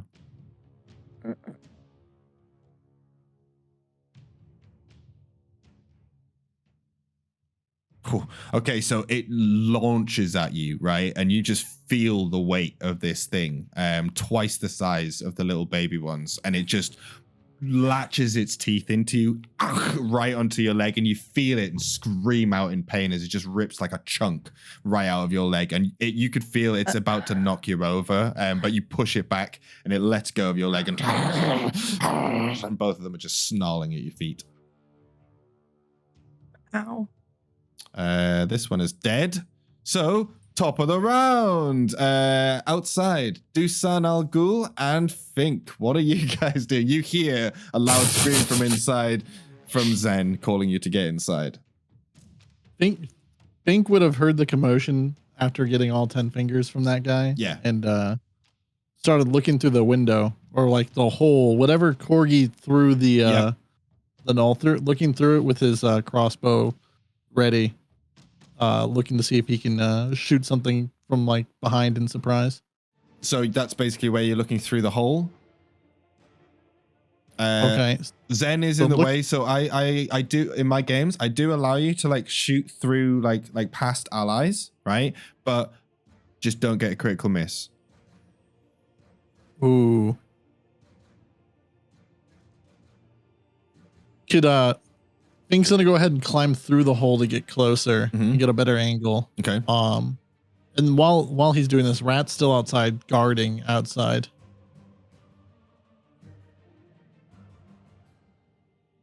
I would like to move him. That's weird. It's not letting me move him. Oh, you're on the measurement tool. I got it. There we go. Here. And I want him to be aiming at the adult. Okay. Sweet, go ahead. He goes ahead and loads his crossbow, and that now has a finger wrapped around the bolt, and from the null. Yeah, that's what he was doing out there, wrapping the little gall finger to the tip to make it even sharper, and fires at the adult shadow. Fire away! Oh, easy, yeah. Boom! Slammed it right into its like shoulder, like blade, where it's just when you see the like large chunk of muscle there, it just slides to the left. I'll save you, Maeve. Nice. And then the bolt lodges into its flesh. There you can see it's just poking out. That's your turn. Yeah, he's gonna get a little bit closer to. Rat can DUSAN. do stuff again. As well. Oh, can Rat still do? Well, he's just outside guarding. Let me see if I can move him. I have him like right here, so yeah. So you're at the door, Dusan. It's your turn. What are you doing?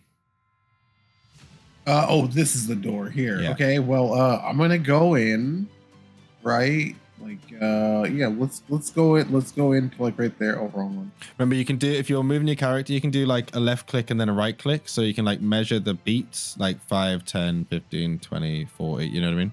Oop, so that's like 40 foot. Yeah, okay. Get in here, so Batman. We'll come inside somewhere. I don't know what to go, like right, maybe like here. Okay. So these are the only ones left alive, right? You rush in, yeah, and you see there is a couple of hounds in the middle of the room surrounded by Zen and Maeve.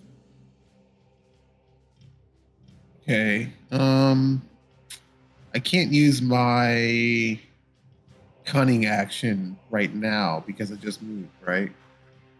I have to do it after I do an attack phase. The cunning action is no, you can just take a bonus action to dash, disengage, or hide at any time.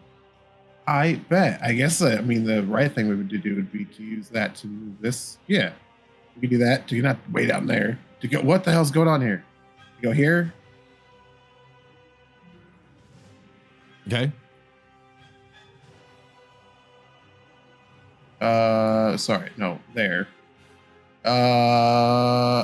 Yeah, here, and I'm gonna say we use some martial arts, right? And we use some open hand striking. Okay. I'm pretty fucking cool. Actually, it's just regular unarmed striking. On which one's the cool one? The cool one's the adult one. The adult one's the bigger one. That's looks pretty gnarly. Which one would I be sneak attacking from this position? It doesn't matter. Actually, no, it does. I would say that the young one's not flanked, so it would be the adult is the one that's flanked right now. Flanking gives you advantage, and that's how you get your sneak attack. Then we will we'll use our sneak attack, which is this one. Unarmed strike. Yep. Okay, so that hits. Just crack. Yep. But I also have this, which is martial arts, which lets me use my other hand and do an additional one. Yeah, you can make an unarmed strike. Yeah. Go ahead. Okay, so I'm going to do that again. Boom, boom. Okay, so if you first one hits, second one doesn't. If you want to do damage on that one.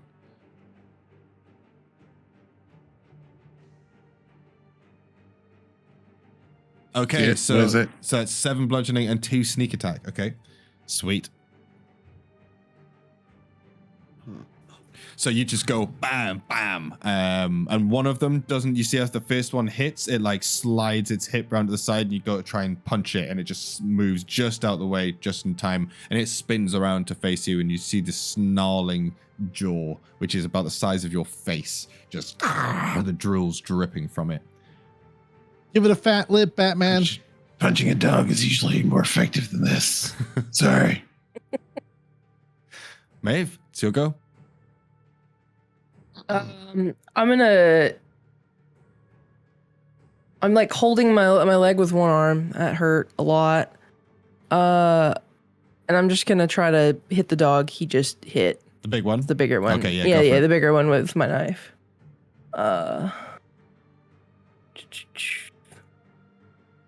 Oof. Oh no. Oh no, but you do, because he's flanked, you roll with advantage, so it's a crit. Oh. Right. Oh my god. There you go. Even better.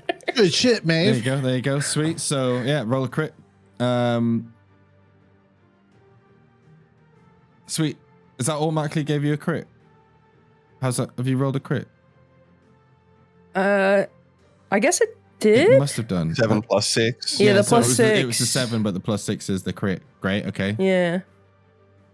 They stabbed the shit out of the dog. Nice. Okay, sweet. So you just stab it right in the neck as it's turning towards Dusan. You just see an opening go right for the throat, and you just see as you go and cut one of its main arteries, and it starts to bleed profusely. And it's like it's wobbling, like it's trying to stand up. Is that the end of your turn? Are you gonna move? You can do anything else? I'm gonna bonus action and didn't. Yeah, we got health potions from Zen's mom. Yes, and I think you all have one at least. I think. I From what I remember. have. There was 4 in two total. of- I gave one to Maeve, maybe one to someone else. Yeah, I have. Fink has 1. I think Maeve had 2. Yeah, I had 2, so I'll use one of those. Sweet. That's 2d4 plus 2. Oh goodness. Let me see. 2d4 plus 2. All right, cool. Yeah, just chug that down. Nice. Okay. And that fills you up nicely. So you just feel as the medicinal effects start pumping through and the drugs start kicking in. Zen, your mom makes some good fucking potion. Yeah, you can Delicious. barely feel the pain as you're wounded from your leg. Yeah, my mom kicks ass. Okay. So the young hound, seeing the adult being attacked as it is, looks scared and begins to run. So it's going to run away from you. And it's going to sprint. So you both can take an attack of opportunity if you like. As it runs away. You get 1 melee attack. If you Okay. want. It uses a reaction. Okay. Nope. Darn. You just swing for it with your fist as you see that it's trying to run away. Just whiffing, hitting air. Punching is not working today. No. Kicking. It's all about the kicking today. Maeve. Maeve. Do I have a thing? So as a reaction, as it leaves your combat yeah. radius, you can do a thing. Okay, so that is a hit. That hits. 8 piercing damage. Okay. So as it's running away, you slash out at it and just cut it at the back, right on its back. You guys got to leg. get a knife. You see as it Punching's not working. begins to limp across and away, and it leaves a trail of blood as it disappears into this pile of rocks. I'm gonna put a heavy hand on Maeve's shoulder and go, "Told you were fucking cool." Zen, it's your turn. You see the adult is barely standing. It is like profusely bleeding. It's about to fall over. And the young one ran back inside the pile of rocks. Seeing Maeve stab the thing with a knife, I'm gonna take out my dagger and just try to stab it with a dagger. The big one, go for it. Yeah. Yeah. Just this little dagger. Ah! Yeah. Ah! Oh, nice. And that is it because it's flanked. You get that's a crit again. Okay, sweet. So 8. So you just see where with Maeve where she just stabbed this thing with a knife, and you just go in, and you just go stab, and it's like dead. It's like dead almost before you stab it. You know what I mean? It's just like it's bleeding, and you're just on it, stabbing it, and it's just this limp, massive, hulking sort of dire wolf dead on the floor. Hey, these knives really work, and I'm just stabbing the hell out of this thing. So we are technically out of combat. Ooh, can I do a thing before we get technically fully out of combat? But you can, yeah. I want to my hand is on Maeve's shoulder, so I'm gonna apply a little bit of force and force her down so she's like ducking, and then I'm gonna jump over her, Okay. really cool like, Yeah. and I'm gonna sprint in the direction of the dog. Okay. But I'm going to expend a moxie point, Uh-huh. so I can Love it. use a dash Yeah. and get even further in the direction of the dog, Great. so I can try and find that dog before it gets away. Great. So I have 60 feet of movement, so I'm running. Okay, so you run over this pile of rocks. You see there's like a small crevice or opening where it seems to have dove into, and you kind of run towards this. And as you get up and you kind of step onto one of the rocks to kind of lean in and see, you hear a and I need you to make me a dexterity saving throw. Fuck. Hope you're limber. And I'm going to use my extra D6 on this one. Yes. Okay. So 14. Yeah. So, you standing on this rock, you feel as the structural integrity of this pile collapses, but it's more than that. It goes down. You fall through the ground.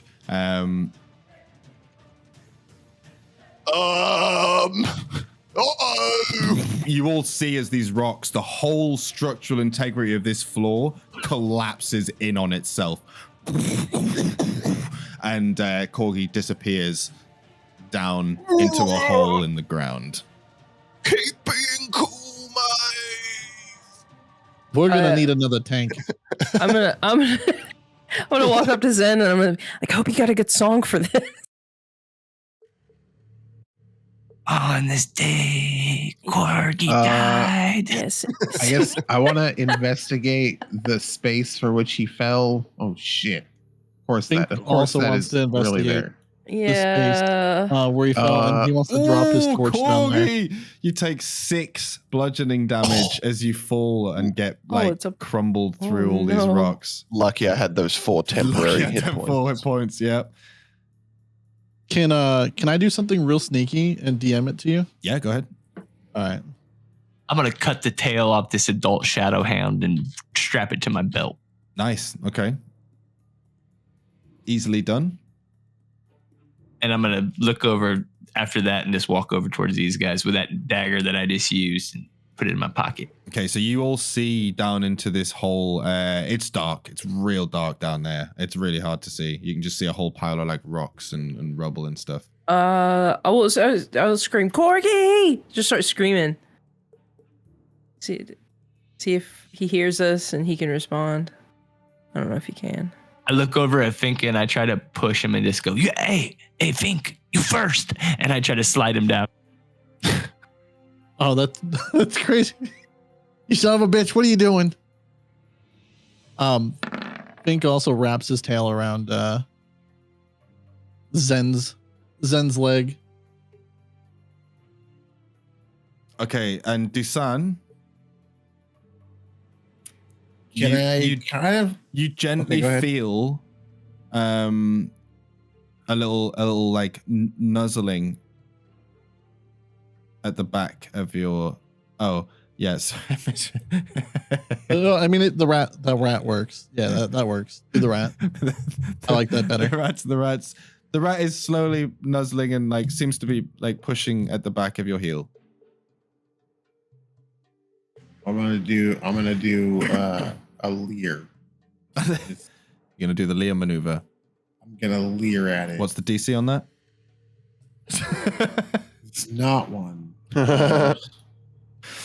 It seems to, once you turn it, like seems to catch you and then and runs back over towards Fink. So what do you guys do? Sorry, I missed that. Zen, what are you doing with the hole? I was looking down at the hole and I look over at Fink and I like try to push him in and say, hey, Fink, you first. And I try to like nudge him into the. Okay, sweet. Give me a contested athletics check. How do I do that? Just roll an athletics check. Oh, I'm terrible at athletics. Good luck. And it's whoever's highest wins. Yeah, you are. I mean, oh no. Yeah, you are. Okay, sweet. So since his is higher, can Fink use his tail to throw Zen gently into the hole? Yeah, so you can counter this. So he like slaps you on the back as if to like push you in and go first, and you just duck underneath and then just push him with your tail forwards, and you just kind of tumble forwards down this steep curve towards this hole. I'm going to kill you, you fucking rat! No, the lyric should be keep rolling. Is you falling, And dog? you slide in the rubble. It's all quite like fine grain underground sort of stuff. So you just slide down into this pit and down into the darkness. At least you can write a song about going into the butthole. True. Can Fink use rat as a like surfboard and just surf down into the hole on top of the rat? Yeah, why not? Fink, yeah, the rat will do whatever you ask him to do. So yeah. All right. No problem at all. So you just see Fink hop onto his rat mount. Cowabunga.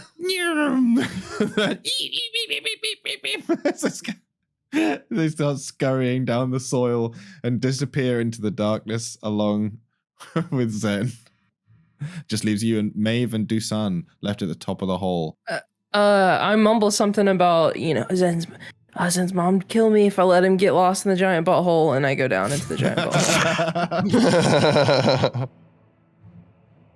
DUSAN, you're left. Yeah, I'm gonna use my grappling hook All these smart ones in the group. to just dig the grappling hook into a fairly secure spot on the edge and sort of rappel myself as far as I can down the rope. How long's the rope? It's supposed to be like 30 feet, I think, whenever we said initially.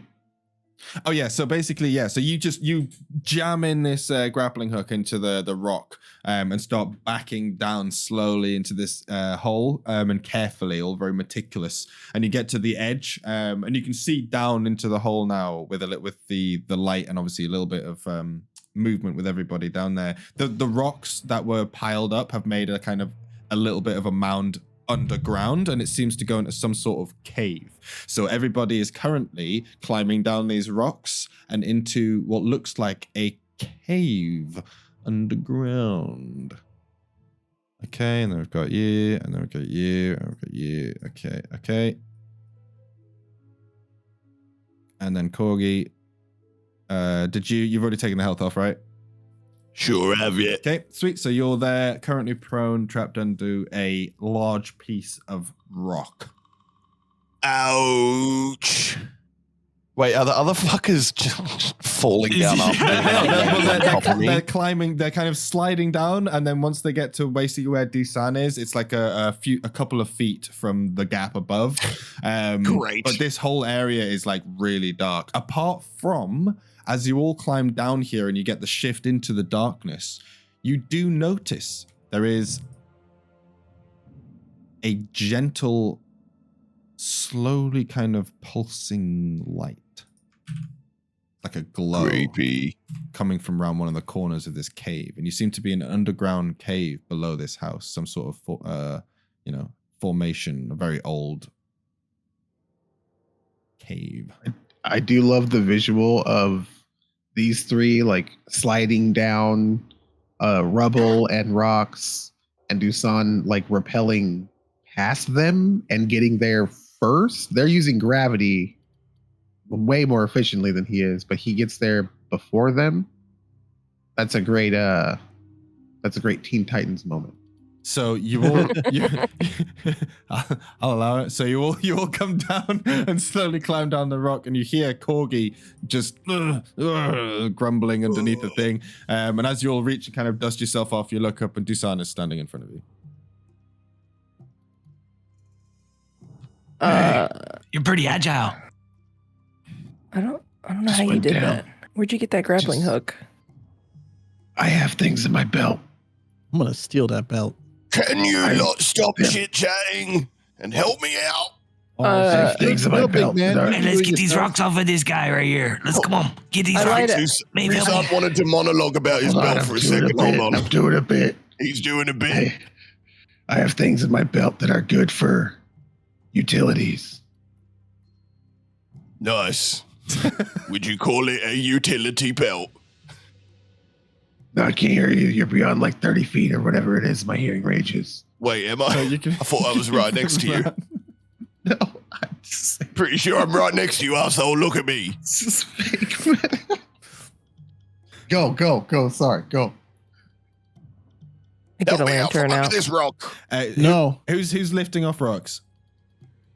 Whoever's lifting Zen's off gonna rock, try give me- help lift off rocks. Give me an 1, athletics 2, check. 3, not it.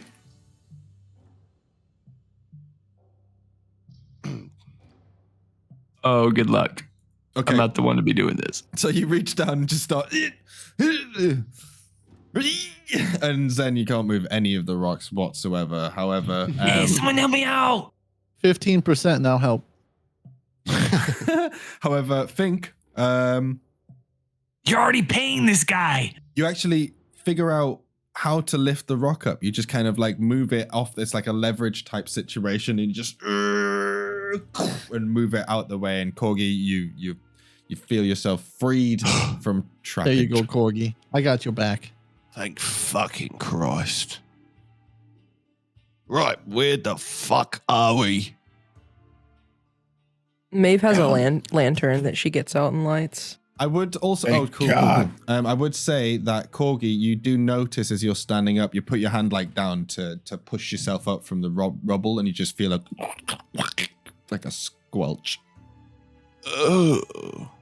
What gonna eat are that? we standing in? You look down, and it's the crushed corpse of a young shadowhound. Oh. Stupid doggy. The rat starts eating it. Fink. Yeah. At this point, you hear a voice saying, "Something is not right about this place," as your rat friend crawls up to your shoulder. What's the whispering? He's trying his best. He starts to walk away towards the rat that's making a lot of noise, eating the shadowhound, if possible. There we go. What do you mean this place isn't? Is there just more dogs? What's going on, dog? I feel it in my tail. No, it is something worse. Something. Spit it out. evil. I What don't is it? know. I Like, just we sense should- it. Leave? Maybe. Should we run away? Maybe. We should be careful. Careful. Okay, so let KORGI go in front of us. We'll be fine. Yes, let KORGI go first. That sounds like a plan, yes. Okay. You want a finger? Yes, please. Thing just hands him one of the gold fingers. You see just slowly, like you see him, little rat. And then he kind of, you look at him and he looks a little bit embarrassed before he runs back into the folds of your clothes. Okay. I want Fink to look at everyone and be like, no one heard that, right? Heard what? I mean, you're all about 5 foot away, so you heard Fink talking, whispering to himself. Yeah, you you're always guys didn't hear talking to nothing. yourself. Yeah. Multiple personalities. Yeah, I've learned to ignore you. Mm-hmm. I prefer it, actually. Better you talking to yourself than me. What was that? I wasn't listening. I don't know. What? Fink just walks behind Maeve and puts his tail on her shoulder. Just lets out a sigh. We're in a hole. I think that's an understatement. Hey, what is that light? Do you see that light over there? Which light? The That's a dim lantern. light. No, there's another dim light, right? You said we saw a dim light? Yeah, you did. If Over there. If everyone wants to give me a Look, perception look. check as well. All right. Yeah, you see a Well. dim purple light creeping from around the corners of the cave. I don't know. I don't think I saw it. Okay, so I would say that Fink and Zen, you both hear this because it's relatively quiet, but you hear. We gotta find them. We have to find them. Where are you gonna go? Who is it? Who is it? I don't know. We can't. Just kind of muttering, coming from somewhere in the cave. Zen, are you thinking of lyrics again? What's going on? I wasn't saying anything. Wait, was anyone just talking? No. Where's the bat? What? Where's Oh, the you bat? mean DUSAN? Yeah. You turn around and he's right behind you. Oh shit! When did you get there? Were you just talking? There was a moment that you heard talking and you thought it was me. Yeah. Wait. No, it's never me.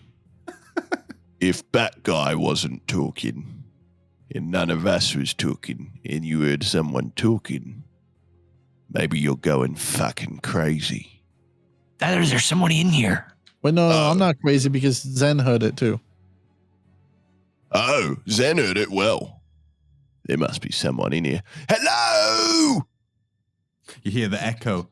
Hello, oh, kind of bounces around the walls. Nothing. Yeah, I don't hear anything. Maybe it was just like the rock falling on top of KORGI or some shit. I think that's where the light's coming from. The person. Look over there in the distance. It's like purple light. Which direction? I'll throw the rat. Over there. And I like point towards it. Yeah, you can see Think it coming just actually launches from the both rat. sides of this. Like there's a rock wall that you are next to, and you can see the light, purple light, sort of gently glowing from either sides of this on the other side of this wall. You just throw the rat. Yeah, whichever direction Zen pointed at. Zen's gonna start just coaxing KORGI's ego here with the song, and he's gonna go ahead and just cast. Fuck it, I'm gonna just cast heroism on him and sing a song like, All right. Corgi's been kicking ass and then taking names. All the doggies dying on this day today. We're gonna kick some more ass. I think there's someone in this room. Get your ass up and make the move. Come on, Korgi. All right, I start marching to the beat around the wall. Left foot, right foot. I'll follow him. Just to with my check, lantern. did you launch rat or the rat? The big rat. I mean, he's a big, yeah. I've just thought he is a dire rat, but you're quite strong, I guess. So just launching this 6'8". He like can a launch thick the rat. Yeah, it's a big meaty rat that you keep heaving about the place. It's a loud thud when it lands. It slides along the floor. I need to put him on a It diet. just slides out into here, and KORGI, you kind of like stomp after it. I look over at Maeve, Killing like- all the dogs. I look over at Maeve. I'm like, It's working. I'm learning how to play this thing, Maeve. You see this? You're so good. Think you immediately get a sense of the rat slides forwards into this space and then backs up. It like backs, just you see as its tail curls up over its back. What do you see, little guy? What do you see, donkey? You get the general sense of it's not comfortable with whatever's in there. It's scared. Hey, KORGI, can you throw the rat even further? He's being a little wimp. Yeah, sure can. It just looks Toss like, it in towards whatever this thing is. Okay, so you toss it in. My rat's probably going to die here. There's a music change, guys, and I think that means something bad's happening. So That is my bed. I was just kidding. so you throw the rat in, and as you do, you step forwards and you get a glimpse of this. You can see in the center of this room, I say cave.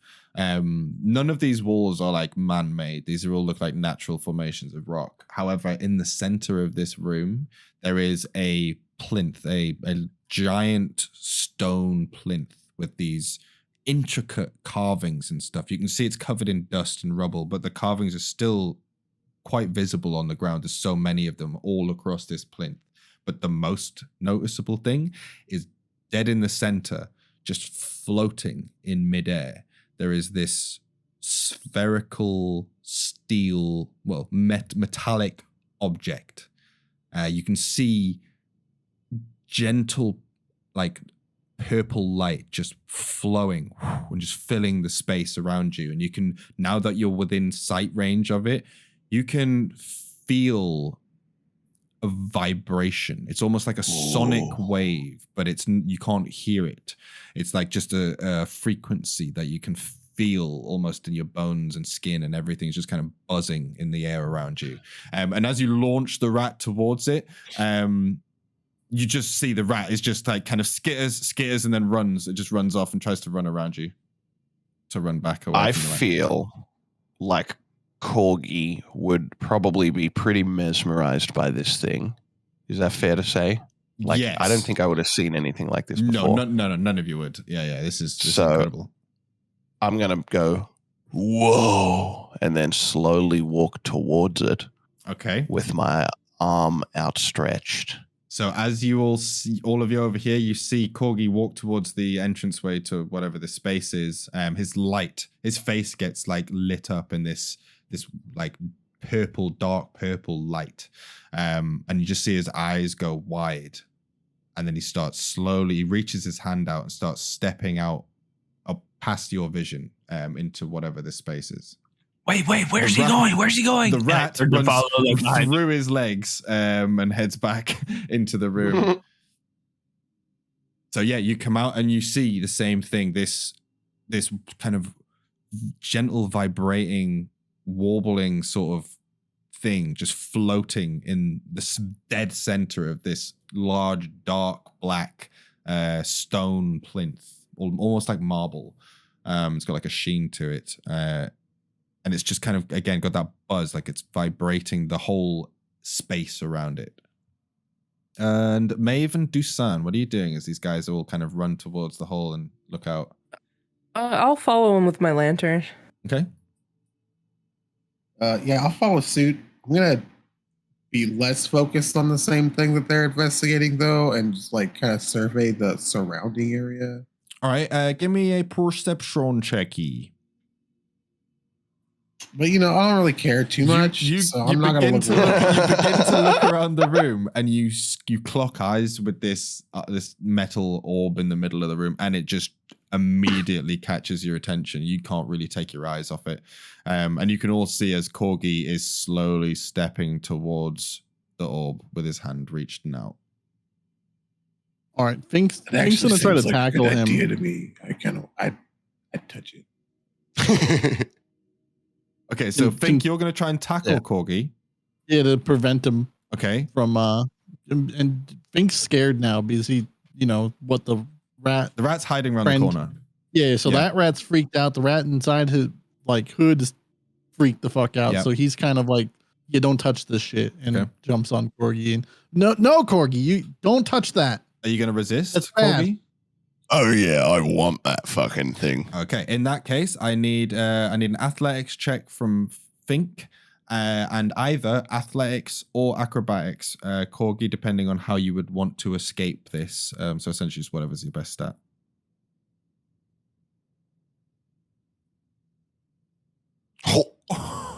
Who's got the highest modifier? Is it 2 and 2? It's exactly the same. Okay. We're just gonna have to roll again. This is because you guys are deadlocked. You're literally Well, I guess you can because it doesn't work because you're trying to stop him. So that means you win. So just roll again.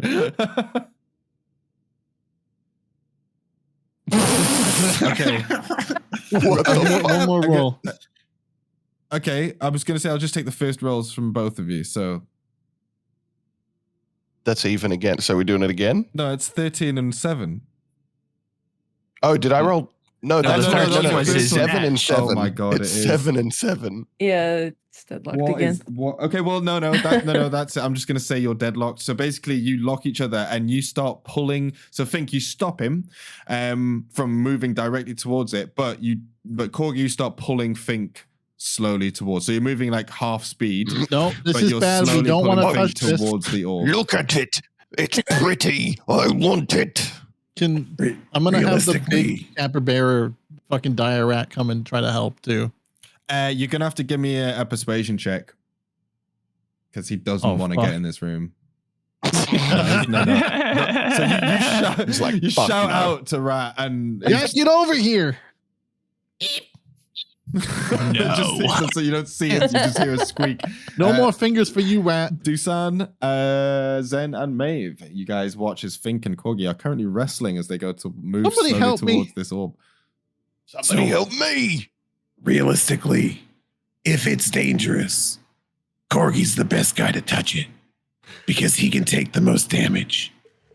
So why not just let the motherfucker touch it? He's got my magic shield called heroism. And if it's a good thing, for the fight today.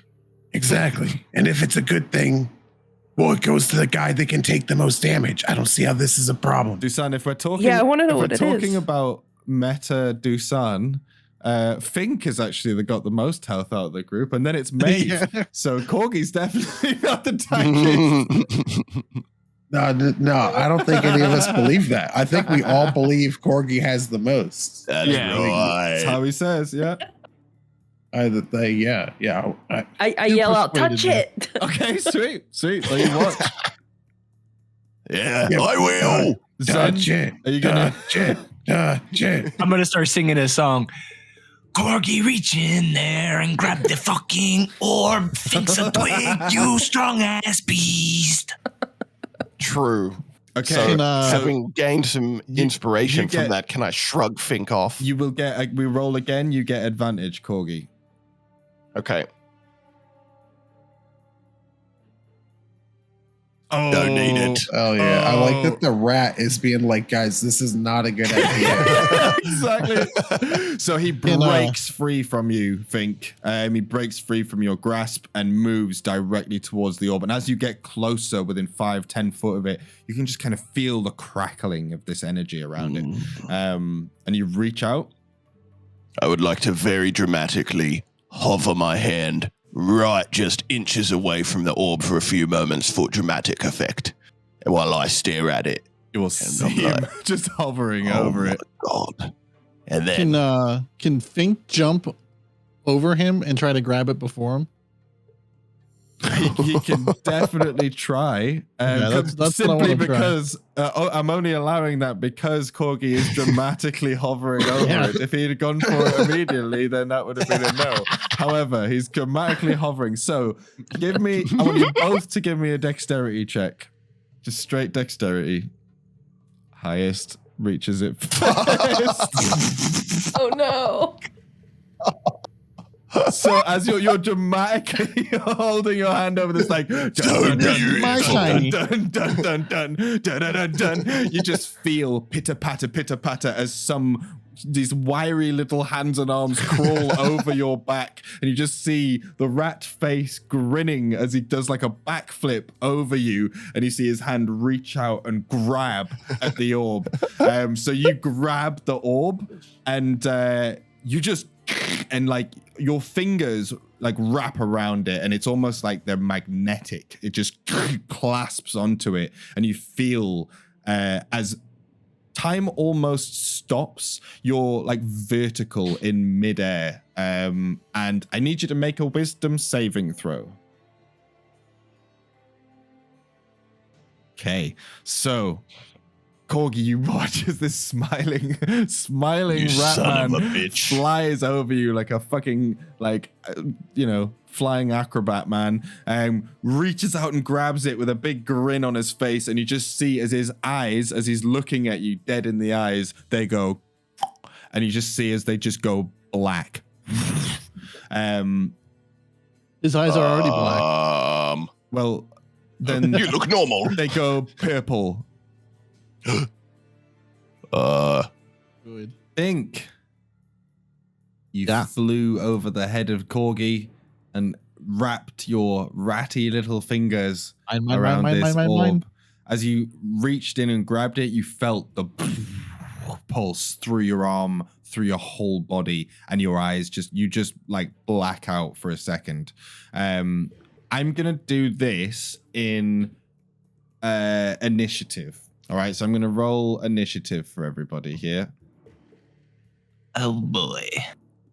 What you see as there is a flash of like bright purple light, everything goes dark, and then suddenly your vision starts to peel away as the world just starts transforming around you, like ripping itself apart.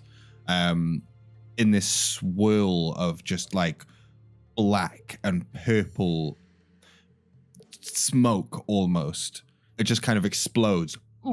This pulse as everything erupts from your central location, and you see the world around you shifting into this amorphous sea of the same sort of dark, inky black purple liquid.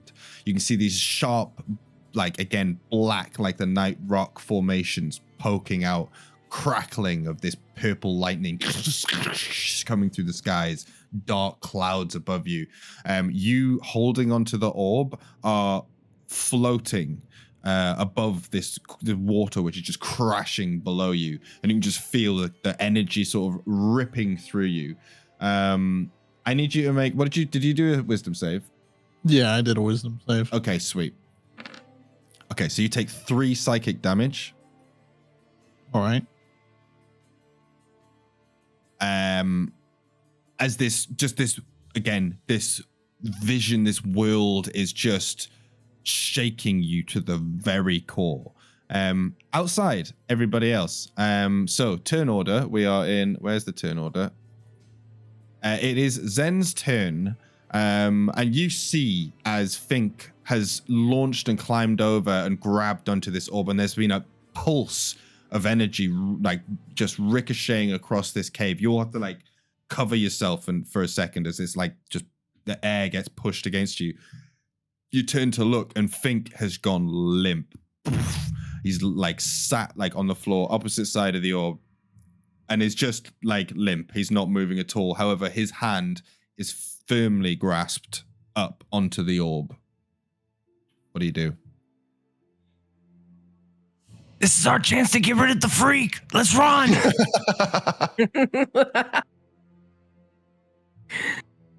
I'm just kidding. That was not what I said. I moved further into the room just to kind of see what the F is going on. Okay. And I'm going to say to KORGI, Hey, good thing he grabbed that. And not you. You're a little stronger than him. I wanted it. But it might have put you like on the ground like this guy. And you can see he's like he's just like shaking. It's a crackling of energy. Yeah. Fuck. What do we do with him? Don't touch the orb. What if I kick it out of his hands? You could try it. All right, I'ma try it. I kick the orb. Try to kick the orb out of Fink's hands. Are you wearing boots? I'm guessing you are, yeah. Yeah, boots and or wrappings or something on my feet. Boots. I'm wearing boots. Cool. So you swing, try and kick it. Give me an attack roll. Just with my knuckle gloves, even that's all I've got. I think it's the same. It's 1d6 plus 2. I think it's the same as my with my knuckle gloves. Or just unarmed. I think. Sweet. We'll figure that out. But yeah, we'll go with that for now. So yeah. Okay. Have you seen the Peanuts? BC just peanut kicked it. Yeah, no, I need a wisdom saving throw from you. It'll be wisdom. From me? Yeah. Oh, this is going to be bad. This is full damage. Okay.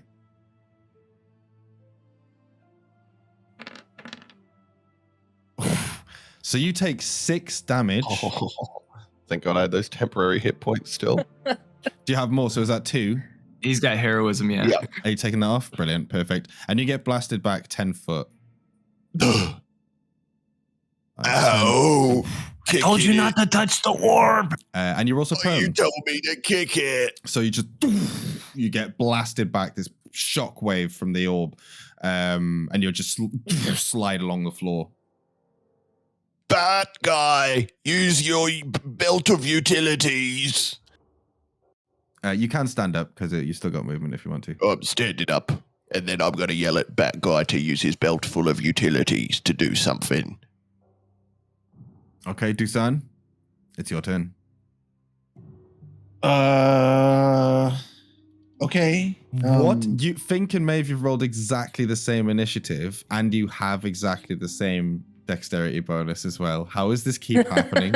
What is the there's literally a point thing to decide tiebreakers. But never mind. Okay, go ahead. I grappling hook it. The orb? I mean, yeah, I think that's the problem, right? Yeah, you'd have to give me an attack roll with it though. Do you have you could just give me a dexterity check with your proficiency bonus. See if you hit it. Jesus. Damn. What's your proficiency bonus? 3 or So 2. eight. Sorry. So 7. Okay, yeah. So you just clink, clink, clink. Pull it back as it just kind of fires off past and clanks onto the stone floor next to Fink, and you just see as it pulls past Fink's head as he's just blue shrugs. Anything else? Would you like to move? You can feel the vibrations from this orb now. Just No, he's fucked. all right, Maeve. I'm gonna move up between Zen and KORGI. I still have the lantern, don't I? Yes. So you just need to take it with you. Yeah. Boop. All right. I turned to Zen. I said, "Yeah, Well, he's fucked." What I will say is I won't do it with the thing, but as you walk closer and closer towards the orb, you see the light, the like warm light from this torch is getting eaten. Like it gets softened and by this purple glow, it's kind of overwhelming the light coming from your torch. Yeah, he's fucked. Like I said, he's fucked. Yeah, what he said. Zen was right. We could just go. Could just go. I'll write a cool song about him, guys.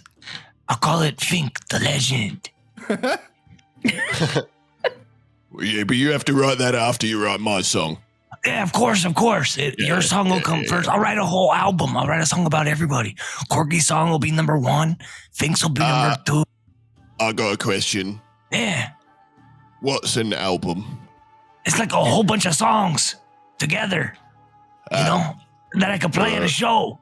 Like, so when I go to the bar, I can play my whole album. It's still Maeve's turn. Yes, that moves Tim. Are you doing anything, Maeve? No, I'm just watching. You're just watching. I'm just watching. Okay. Fink. Yeah. You feel like your skin is like ripping off itself. Like it's just every part of your body is just like vibrating painfully. And you're like coming to grips with where you are. And this place is almost undescribable. Like you would, but I will describe it to you. It is like a horrible death landscape. You can see coming out of this like writhing, almost like it's alive water, but the water keeps like coming off into mist and condensing into the air. You can see this like arms made of the same purple lightningy material just coming out of the water.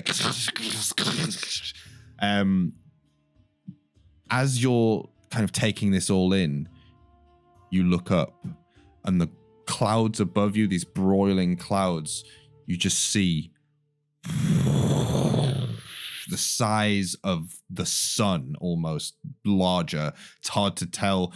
Just these giant flaming orbs appear and they just turn. And you feel the heat of both of them burning down on you. I need you to make me a wisdom saving throw.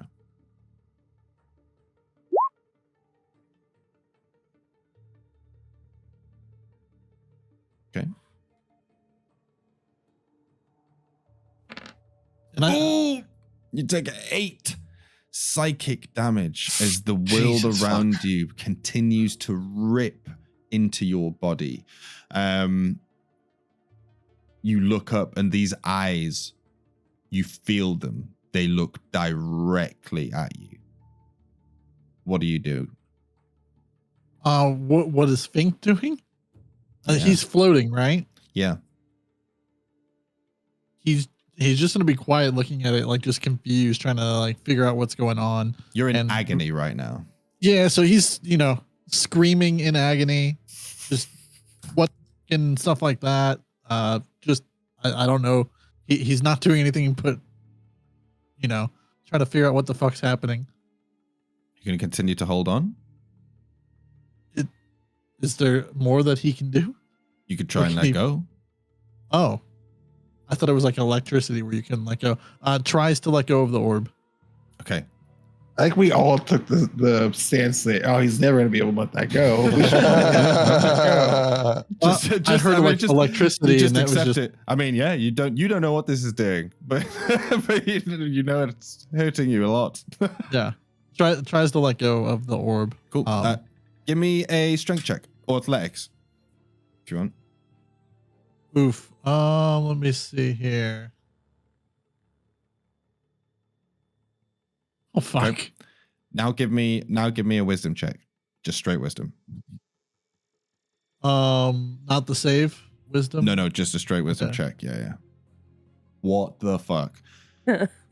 Okay, It's so trying to kill me. you pull at your fingers, and you can feel there is like you're trying, and you can see your tips of your fingers pulling away. But it's too much, and it's just right now it's too difficult. You haven't got the strength in your hand to pull it away. 15%. Is that fucking Schmeagles? He said 15%. I would like everybody, obviously, except Fink, just to give me a perception check to see if you see this. I want to see one Fuck thing. yeah, Maeve. Bloom, you're so blasé. It's just like The worst detective. is something happening? Oh. Okay, so My cape looks cool. he keeps looking down and just going, yeah, I look good. Yeah, okay.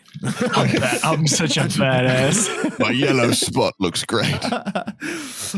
Okay, so Maeve and Zen. Both Korgi and Bloom, you're busy watching Fink sort of writhe in pain every now and again, like every 6 seconds or so, you may say. Just this kind of shock of electricity, like purple lightning just goes, and you see it like vitally just, and he's not in doing so well.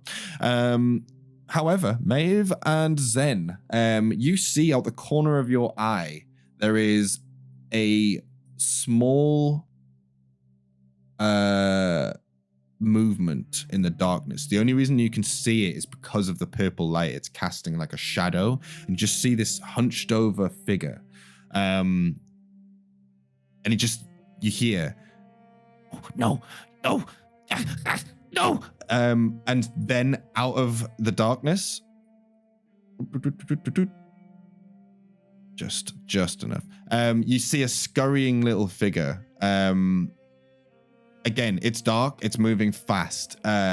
You would say it was a ghoul, but it just darts across from behind the wall and jumps into Fink. And you see as he grabs onto Fink and tries to start pulling him from the orb. So he's going to do a strength check. Okay, so you just see this like little hunched over wiry figure pulling at Fink's leg, and you see Fink like goes taut, but he's just yanking at him, trying to pull him off, and you see Fink's hand is like grasped onto the orb. Hey, look, it's his brother. Zen, it's your turn. I'm gonna fucking hell. I'm gonna go try and help get Fink off this orb. Okay. What are you gonna do? I'm gonna play a song to him. Okay. I'm gonna grab my banjo I'm down for it. and I'm gonna sing him a little song that goes something like this. Fink, you got the orb. You gotta let it go right now. You gotta let it go right now. Let go of that orb, Fink. You fucking rat, you hear me? Your brother's trying to save you. The 15% crew is trying to save you too. We're here to save you. And I just keep playing. Okay. I would like you to make me. Fuck it. You can make me a performance check with advantage for one part of this. Bah! Oh my god, Oh, our no. fucking rolls. No, that's not good. And now I'm trying to kill Fink. Now I need you to make me a wisdom saving throw. Okay. You feel, so you play this song, right? Trying to inspire, and you finish the strum. Dun, and then you're waiting to see if it's helped or anything, and you feel your hand reaching for the strings. And you begin to play, and it's different. Dun, dun, dun, dun, dun, dun, dun. It's very atmospheric. It's strange. It's different than the stuff that you've been able to play so far. And as you do, you begin to see crackles of light, like the orb is reacting when you're picking at the things. You're not controlling your hand right now.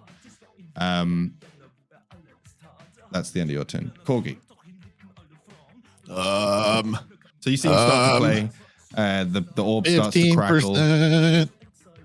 15%. Oh, I run over and I grab I'm trying to grab his fingers, pull his arm off the orb instead of kicking the orb. You're going to directly grab his fingers? Yep. Okay. He's got 40 of them in a bag. Okay. Not those ones. I would say, I don't know why it's playing Amadeus. It's a great I wasn't going to say anything. Amadeus. This is all Fink hears.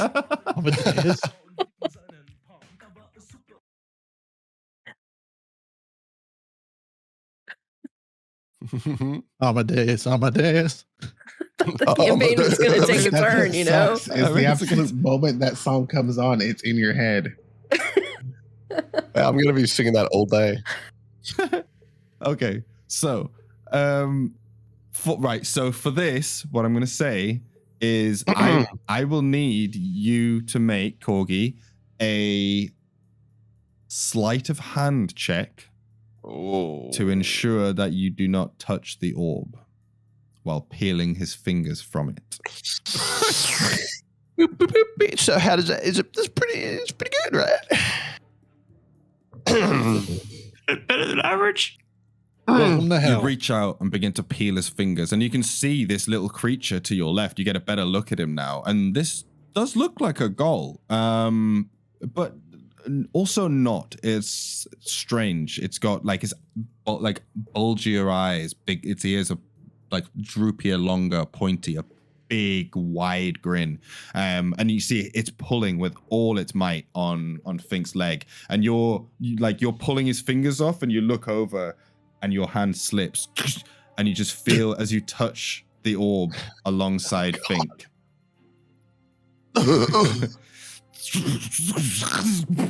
You feel a pulse, and the world begins to rip itself apart around you.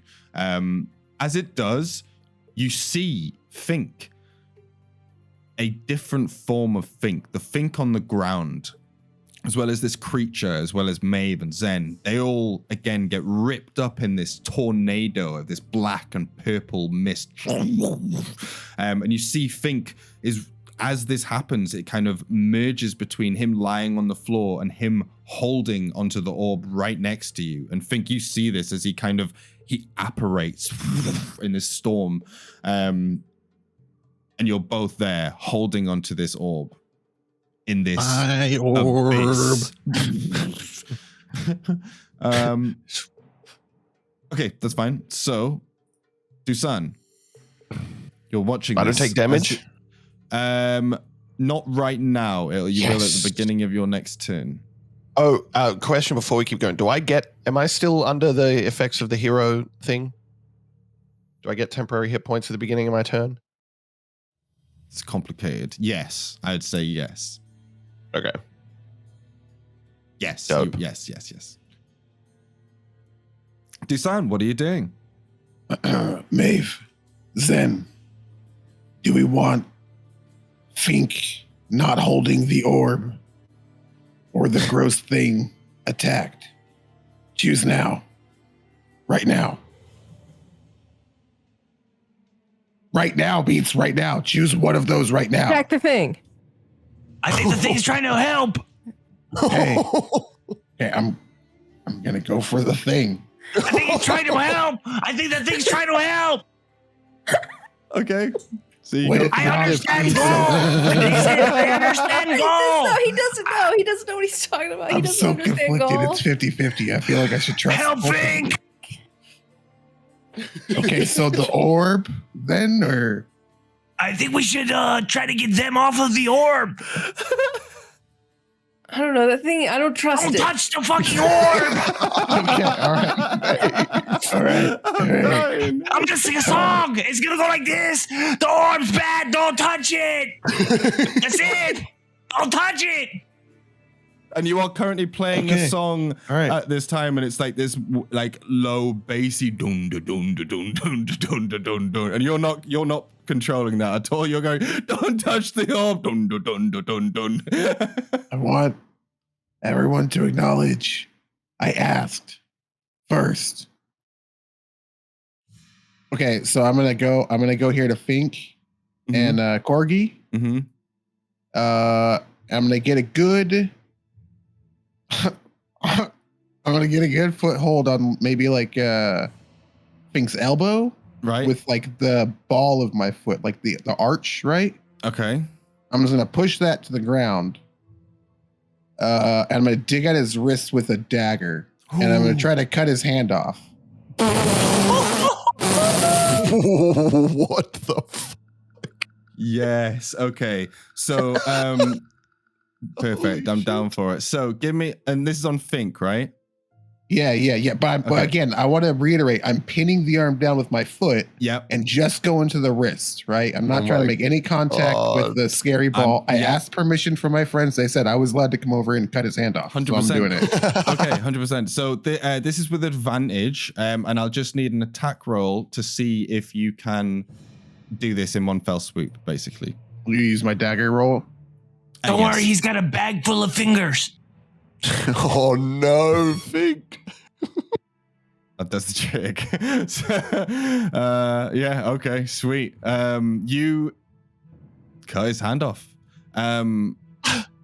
KORGI, Fink, in this void of space, KORGI, you can see now, you look up and there are these burning, bright, purple flames of eyes. Just you can feel the heat as they're like looking down directly at you and Fink. And Fink just disappears. You look down and Fink's hand is still on the orb for a couple of seconds, and then it just you see as it like just dissipates into this black and purple ash and just gets wafted off into the air. Fink, you go flying backwards. DUSAN, you tumble back with him. Also, this creature, he's pulling him back, so the momentum just knocks you all back. I'm gonna roll for this, so you take 2 damage, Fink. All right. As you land on the floor, disorientated, the world pulls back in. You land on your back. It takes you a second, but you're looking at a cold, purple lit cave roof. You look down, and your right hand is Let me missing. count my hands. One hand. Well, what? Why do I only have one hand? Maeve, it's your turn. Uh, So you see Fink, DUSAN. I'm going to pull you back because Fink, DUSAN, and them all fly back away from the orb, 5 foot, land on the ground. Fink holding his arm. Don't cut off KORGI's hands. What? needs Cut off them. KORGI's hands? Don't. so do KORGI, not. so KORGI's still holding the orb. He is, yeah. Oh God. His eyes are just cut like white, blanked over, and he's just he's like shaking, and you can see these little jolts of electricity going through. I'm not cutting off his hand. Yeah, don't do that. Don't do it. It worked the last time for the most part. Son of a bitch. Can I stick my knife? I'm gonna walk up to him. into his wrist and cut slowly. No, I'm gonna use my knife to try to like pry one of his fingers up away from the knife, or away from the orb.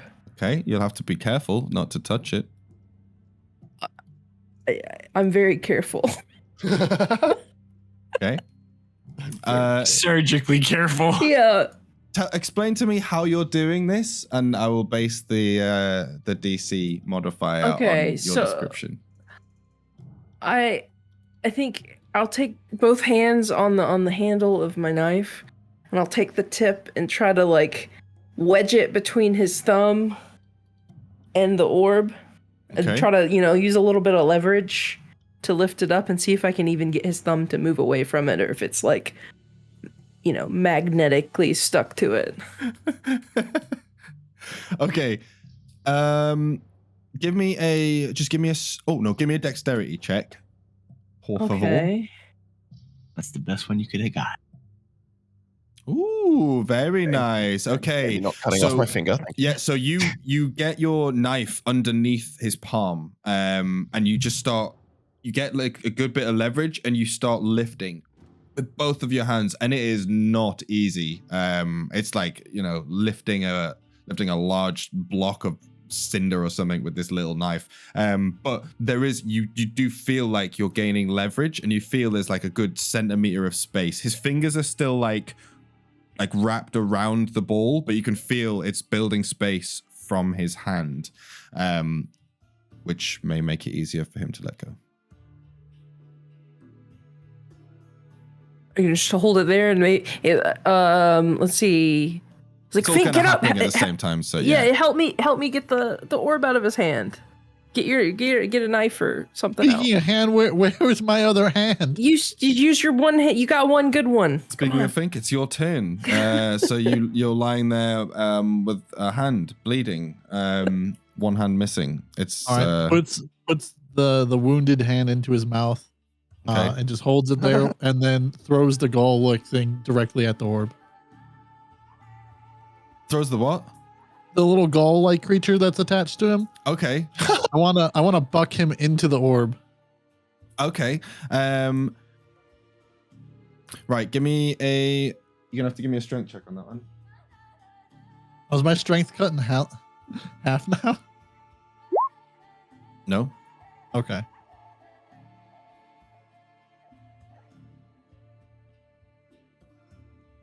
What the hell is this thing? And then I just want to kind of like buck him into the orb. You rolled a 16. Fuck. So you go I'm to going back in yank the orb. him, and he goes, no, and like scatters away from you. Then he looks up, sees KORGI, goes, another one. Is that what you're gonna do? And then I want to just put all my weight on, like, to pull KORGI if that's possible, or like prepare to do that. Yeah, you can assist. So you can use your other hand and grab onto him and start pulling. No, I'm using my tail this time. Your tail, totally fine. Yeah. And if you can give me a separate athletics check. Fuck. That's not as good. Okay, cool. Good to know.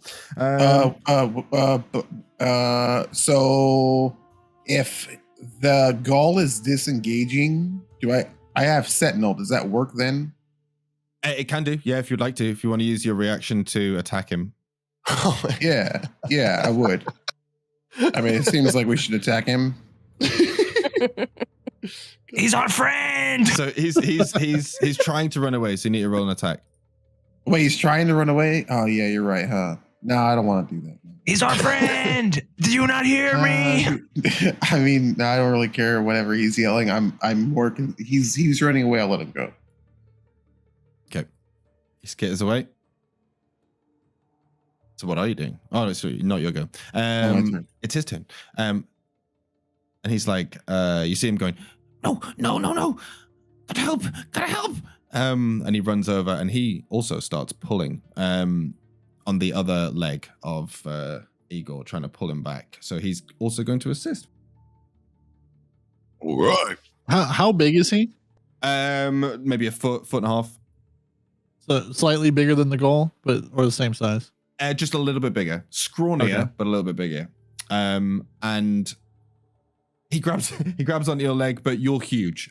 So you see he's really not doing. He's like tugging at your pants, and like it's just kind of tugging. It doesn't really, but you can see he's putting all of his weight into it. He's like,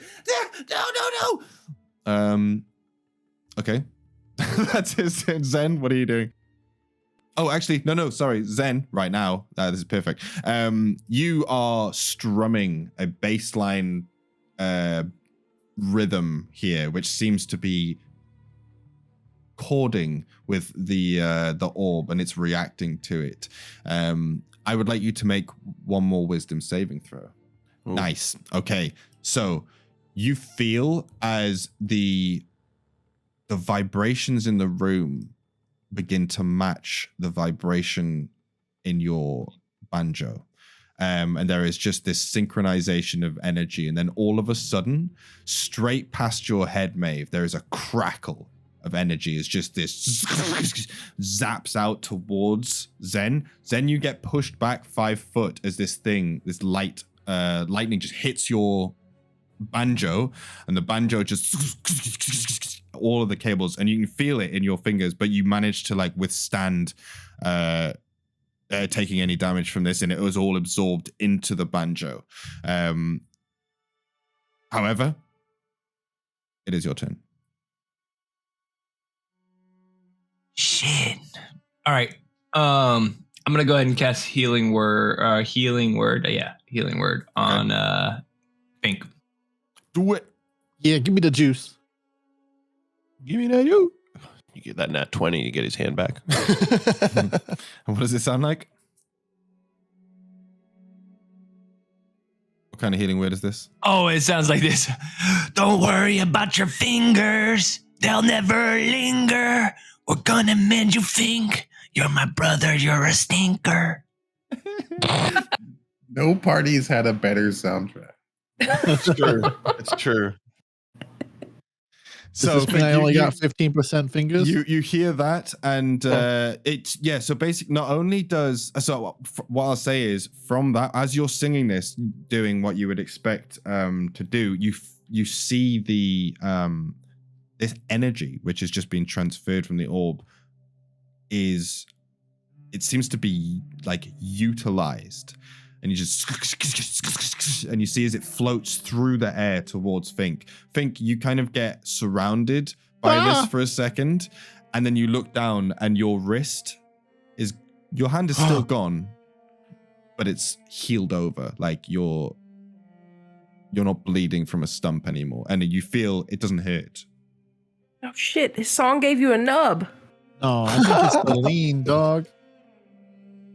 I'm fucked up. We're gonna make you a hook. Oh, I can't wait to be a pirate. Is that how it goes in? I'm gonna. Do I got any actions where can I like run up and try to like fucking drop kick KORGI off of this orb? No. Well, the healing word is an action, not a bonus action, right? All right. Well, fuck. Yeah, it's a spell. Yeah. Yeah, I'm just gonna stand here and keep trying to sing songs. Okay.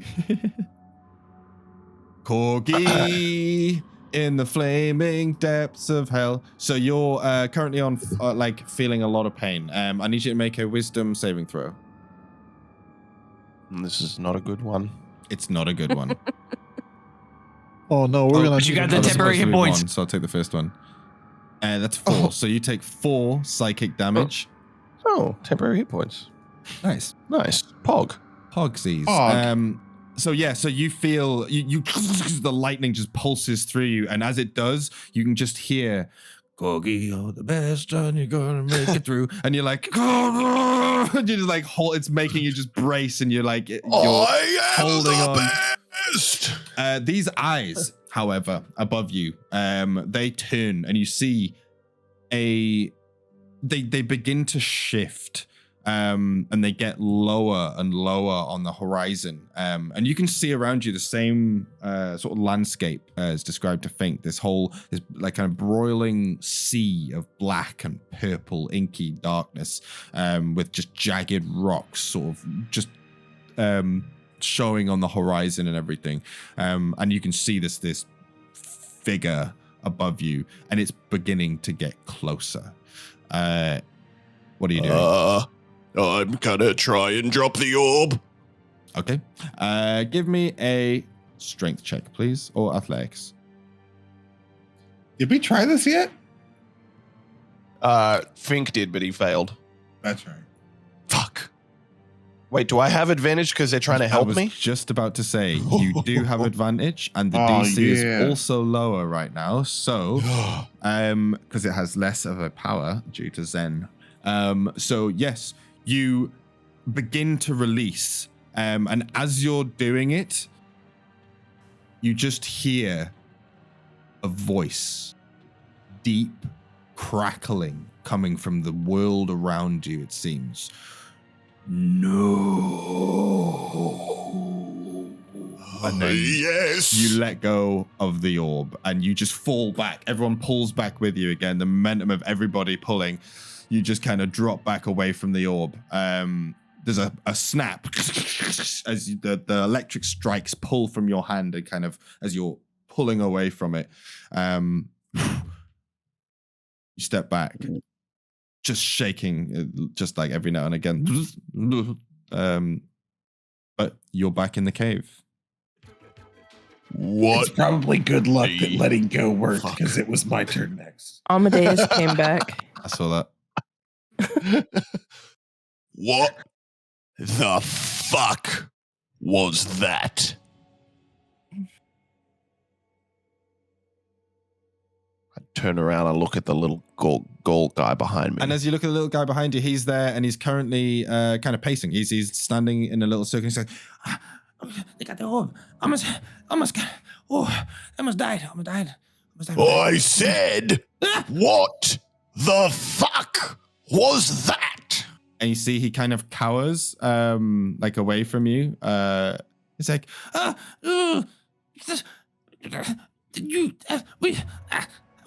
been waiting for you. You're the key. Yes. What? Does someone... Fink, do you have a key? He's asking for a key. I help you.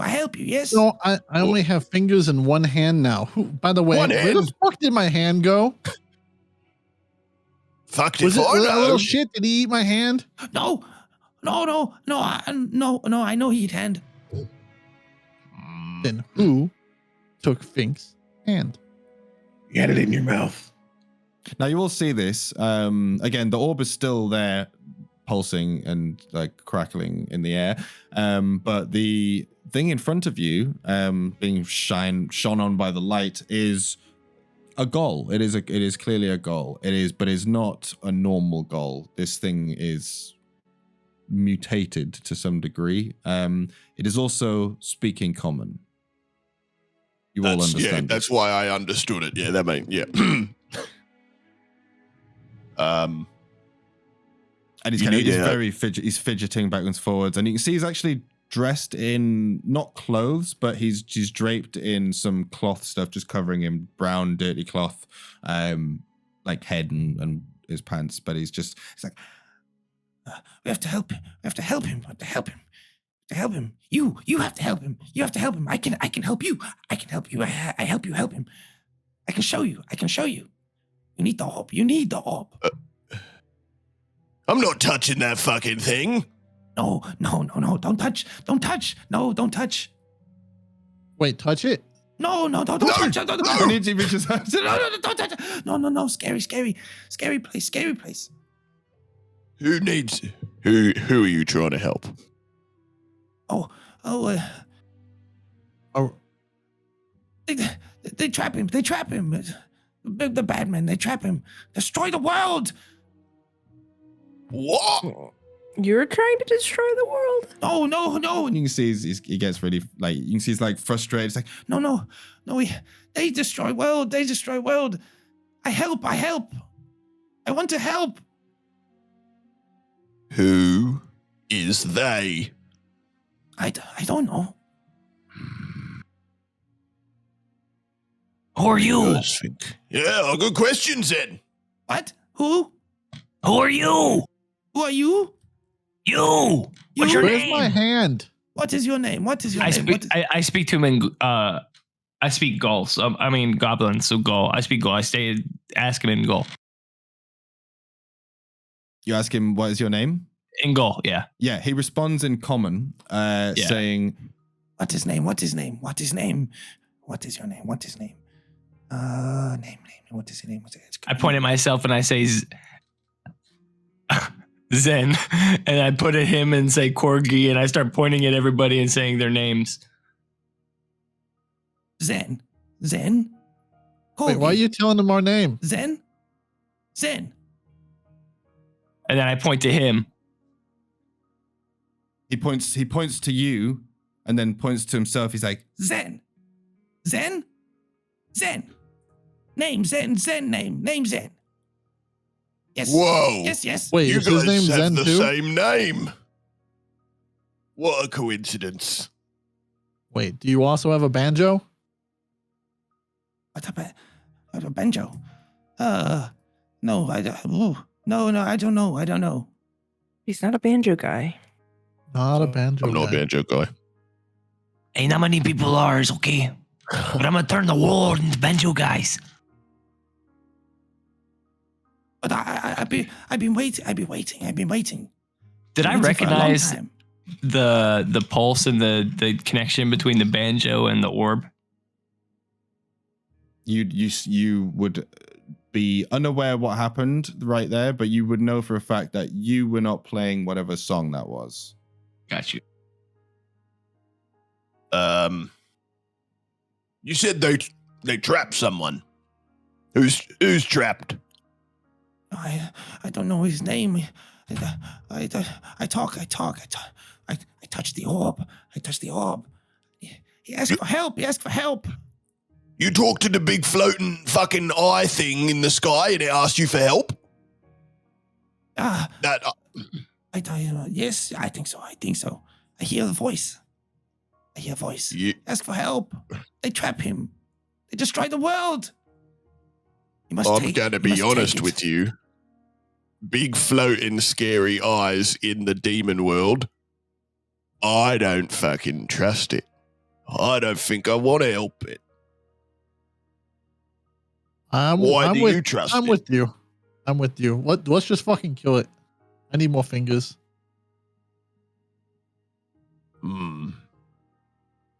Why shouldn't we kill you, Zen? I help you.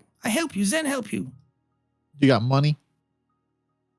Money? Yeah, we need 15%. 15%. Okay, that's a pretty good Oh, deal. yeah. Okay, we'll help I'll you. do it. Yep. What do you guys think? I show That you. is I a show pretty you good the way. deal. I show you the way.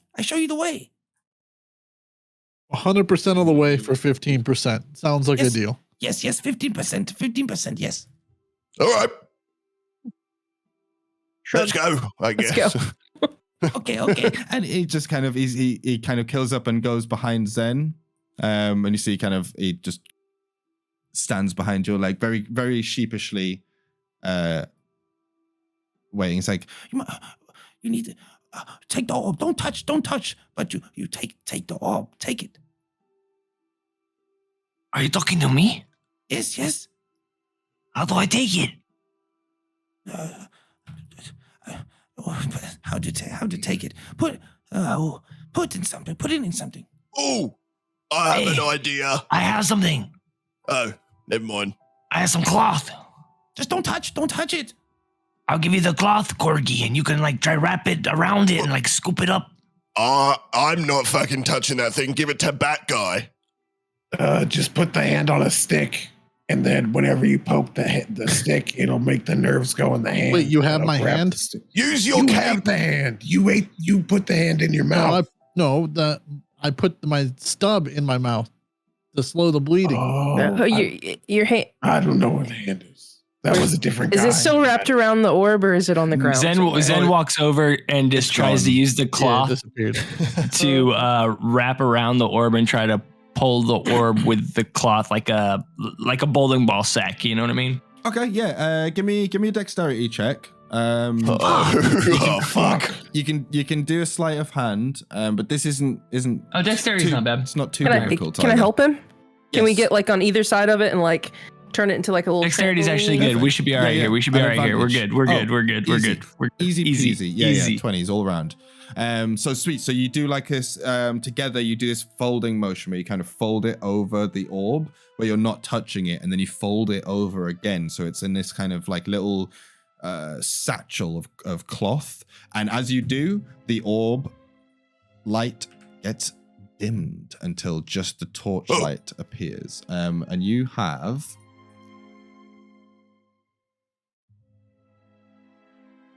Precious. Ooh.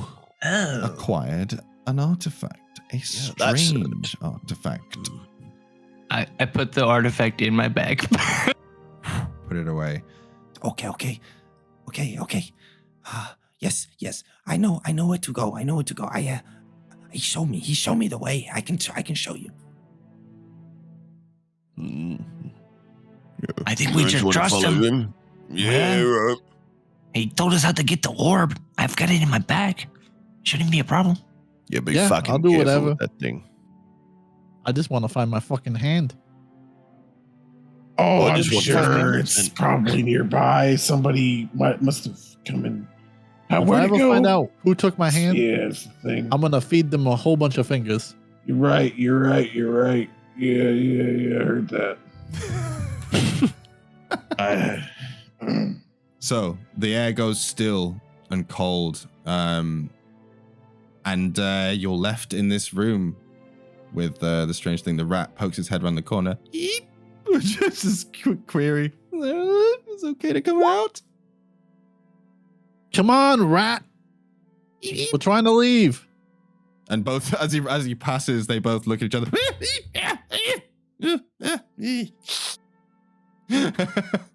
No, calm down. It's just a donkey.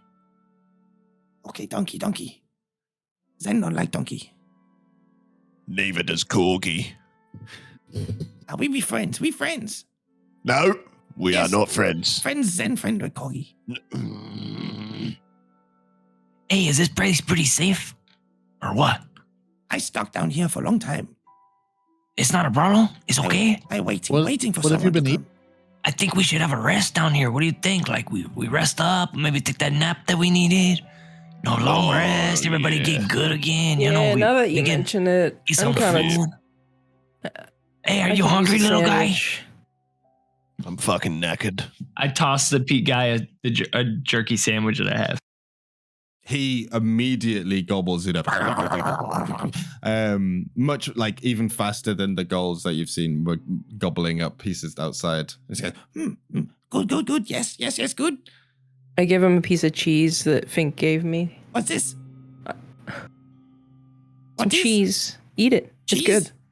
It's good. Cheese? Cheese. More cheese? That was my last piece of cheese, and I point at Fink. I'm like, Oh. ask him. I don't have shit. You should give him Cheese?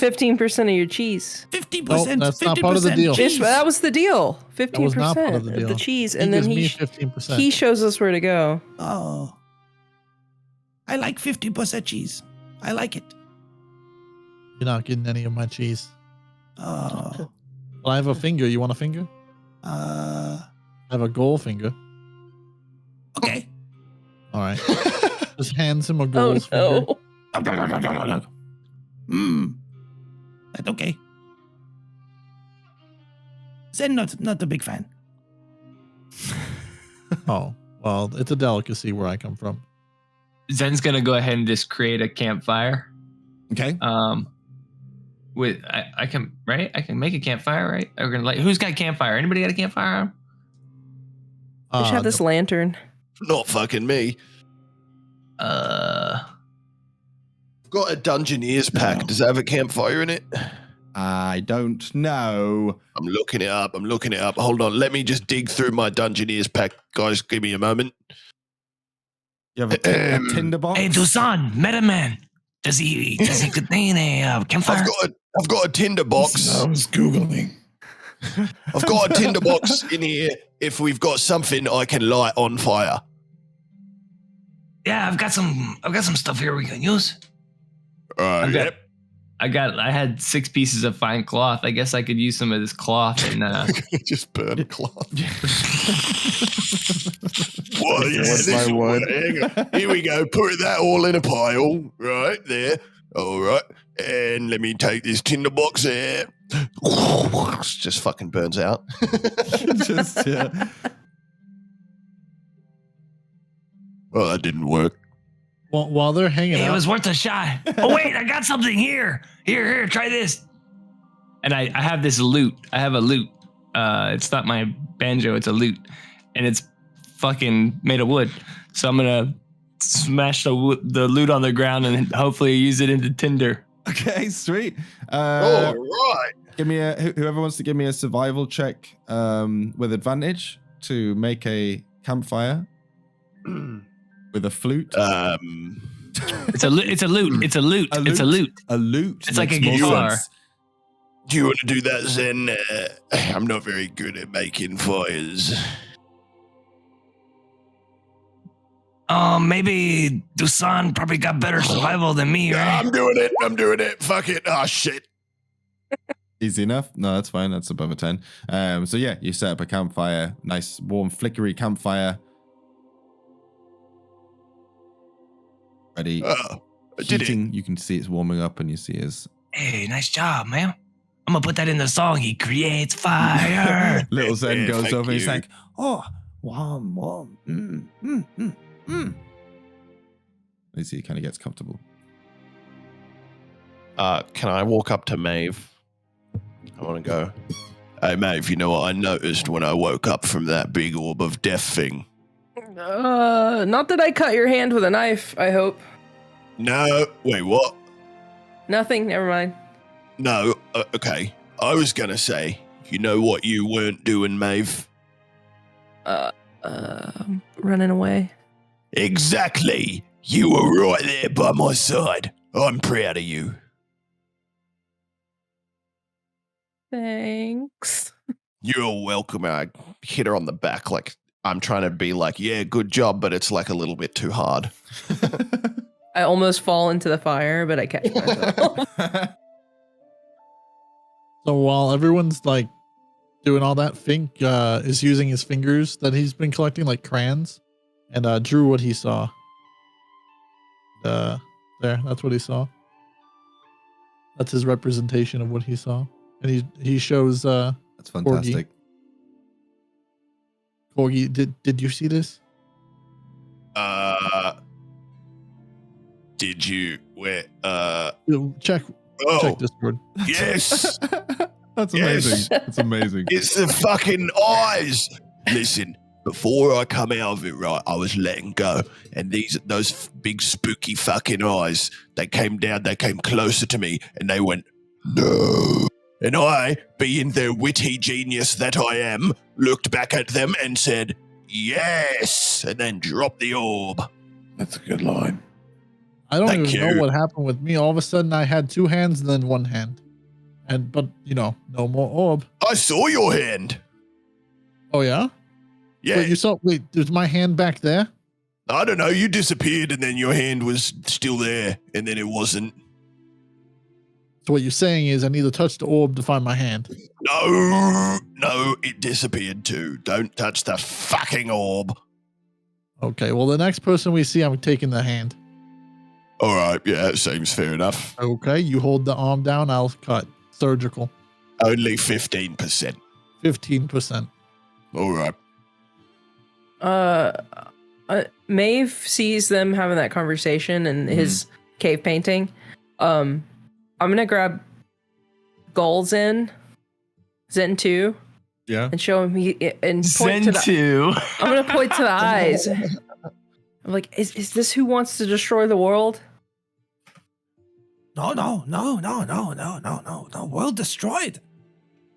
Is he good? Is the orb good, or is it? What do we need to do with the orb? Orb's a key. Orb's the key. To losing a fucking hand. Yes. Well, you touched it.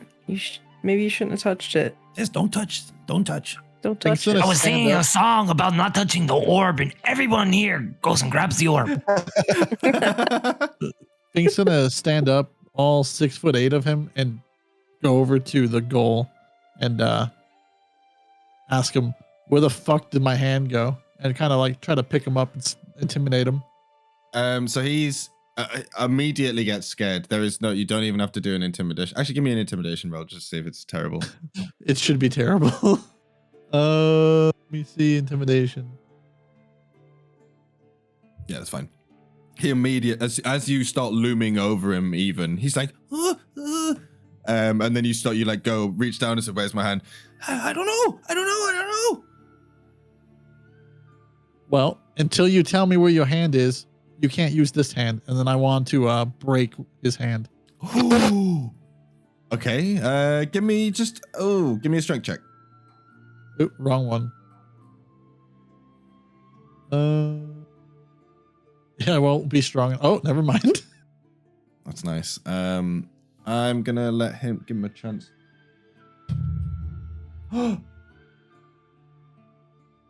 Beat you by 1. What? You rolled How a is this a natural 1 foot thing? 20. Yeah. He pulls a nat 20. Let's go. What the fuck? So you go to Slippery break it. motherfucker. And he is slippery. Like his arms are all really wiry. And again, he's not a normal ghoul. And you see as he just moves with a quick swiftness that you have not seen. And he just No, please no, don't hurt Zen. Don't hurt Zen. We should tie him up. I don't trust this little guy. Why are you guys? This guy tried to help you both. All I know is I have one hand. I don't even know if it was my left or right hand. You didn't do it. Leave him alone. Well, I then who definitely- did it? I definitely cut your hand off. It was definitely the KORGI, 15%. 15%. I start walking over to DUSAN. It was the orb. I saw it melt his It hand. was definitely the orb. DUSAN. I'm gonna do Was a it performance. you I'm gonna or do a the performance of check. I want a performance. Oh. I'm gonna sing a little song about what happened to your hand, Fink. I better like it. It better This be the should tell greatest us song ever. everything we need to know. It better My be song the is best full of performance I've tales. ever seen. It's a song, so you gotta believe it. That's how you I know start it's to real. look down at the banjo, and I hope to God the banjo plays the most epic tune ever. And I start my song. give me a performance check.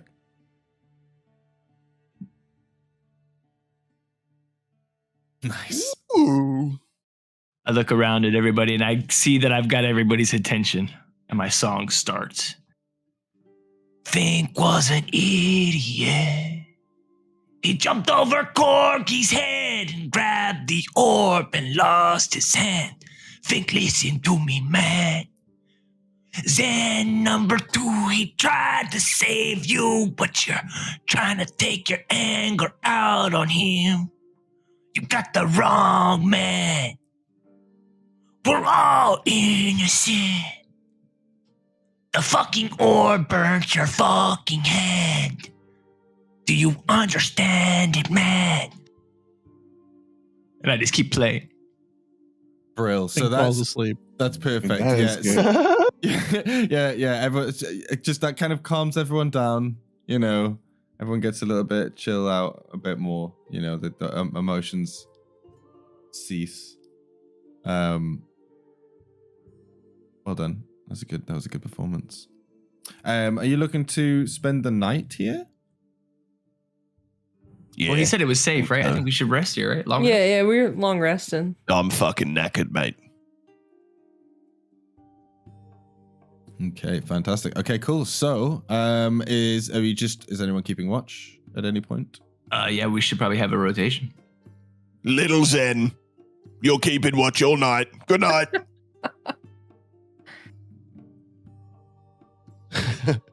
I give the little goblin guy another sandwich. Ah. Be like, thanks, buddy, and I start getting comfortable. Oh, yeah. Zen not sleep, Zen not sleep. Zen watch, Zen watch. I like him. And he sees he stands there and sits and just watches the hole. Okay. I take the banjo off my back and I lean it up against, like, you know, beside me, and I just kind of sprawl back and go to sleep. I jump up on the ceiling and hang on to it with my feet, and then I wrap myself. You fucking piece of shit. God damn it. Do bats exist in this universe? Some They form do now. Some form of a bat. Yeah. Right. Probably yeah. scarier than they're scarier than bats, but yeah. Are they called bats? I'm trying to reason with how we came up with the name Bat Guy for this dude. Yeah, we can call them bats. Yeah, of course. Okay, good. Fink's already asleep. Fink's asleep. Brilliant. And Yeah. you can just all see as Fink kind of does the whole dog thing where he like checks the space 3 times and then goes to sleep. And then He's rat, making biscuits. yeah, he's making biscuits, and then the big rat just plants itself down in front of him, kind of doing the whole hand on the paws kind of dog thing, but then its eyes stay open. It's like black rat eyes and just keeps looking left and right. And yeah, Zen, you lie down, go to rest. Does everyone else just go to sleep and sleep for the evening? Anything you want to do before you sleep? I set my trap cards, face down and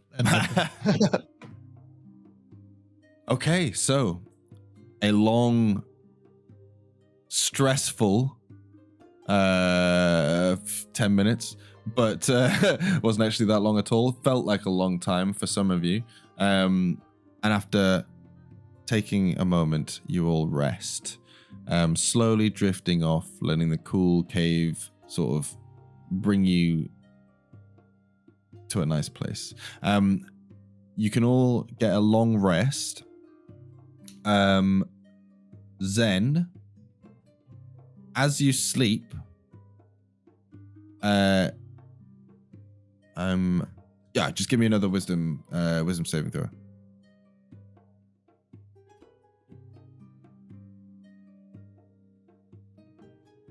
Okay, not bad. So you hear that rhythm playing as you kind of drift off, but as you get to sleep, it fades and you kind of drift off into an empty sleep, an empty kind of dark but relaxing sleep.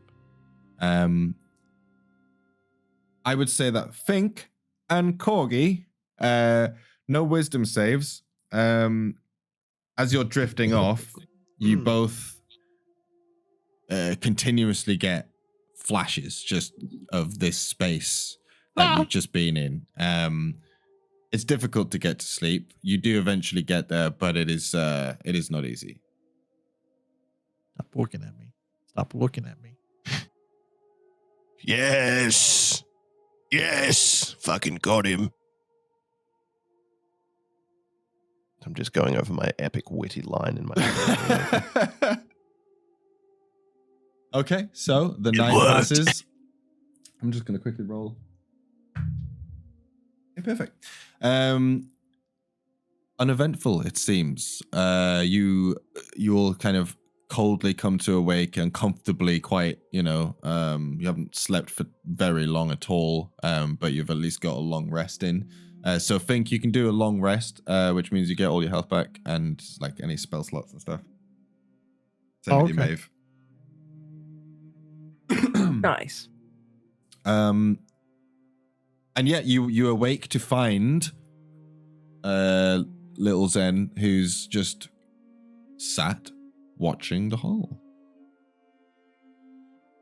And you can see the light is coming through now. It's clearly daytime. Real quick, how far down are we from that hole? like 10 foot, but you can climb the rubble up, so it's only a couple of feet between the gap. It's actually like a 10-foot cave, but like it's you can actually climb up the rubble to the hole above. Okay.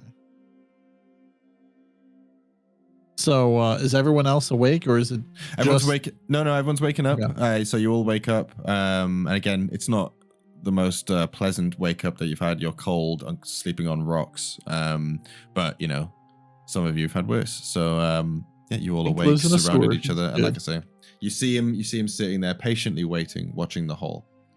Doesn't look like anything's come through.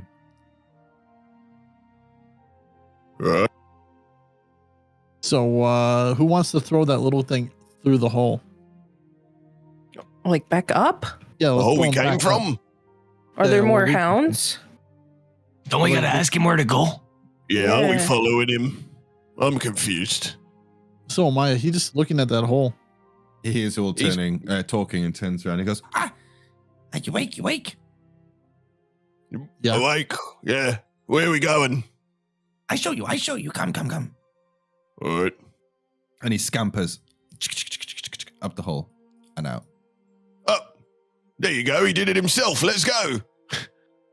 All right. Follows. I'm gonna follow up. Okay. You all follow up? Yeah. Okie dokie. Is DUSAN still asleep on the ceiling? Yeah. You all left. DUSAN's clamped onto the ceiling, fast asleep. Bat boy, come on. Throw a rock at him. So, climbing out of the hole. It's so good to be out from underneath this building. I don't know. I kind of liked being in the butthole, except for the part where everything was purple. So we could have just climbed up. If we hadn't just touched the orb, we could have immediately come right back up. Yeah, I mean, you've all climbed down. Yeah. Fucking hell. Why? Well, did you see that orb, though? I had to touch it. It was fucking pretty. No, you did. I agree. I said you should, too. Yeah, I thought it was a good move too. Looks We got the thing now. It was a net positive. It's got to be worth some money. I think it looks incredibly valuable. Like it looks like something you've never seen before. That's like you know, that's a key to access to like connections and wealth that you know none of you would have thought about before. You know what I mean? Hey, but this thing right here, I think the Zen 2 was calling it a key. Yeah, it looks more like a ball. Yeah, I agree. I've seen lots of keys, and that doesn't look like one. Yeah, if that's a key, then I'm a dog. You're a dog? Hey, maybe we gotta look at the keyhole. Maybe it's like a round hole. Like the butthole. Why don't you throw it through the butthole again? It's too big. Throw the key through the butthole. The hole's too big. Oh. Any holes a go? Question mark. We're looking for the right size hole. Come. Follow. I show you. See, Zen 2 will show us the hole. Should we put a leash on him or? I'm following behind him. Yeah, I'm following him. Uh-oh. Spaghetti-o. Oh, look at FINK over there looting that commoner that's on the ground. Classic FINK. Got it going a bit slow. He's kind of struggling. Yeah, it's a little harder for him.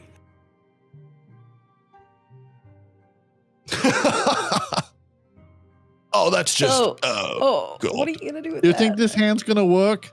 I don't know what you're gonna do with it. Flopping around. Maeve, he's your friend, right? Is he gonna? No, we found him. I think he lives in the sewer. Should have left his ass connected to the orb.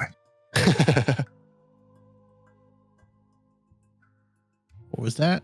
Hey, do you think you can play a song and have this hand attached to my wrist? That's how it works. I don't think that's how music works, FINK. I just, was in a whole different dimensional plane. So, I'm going to suspend my disbelief.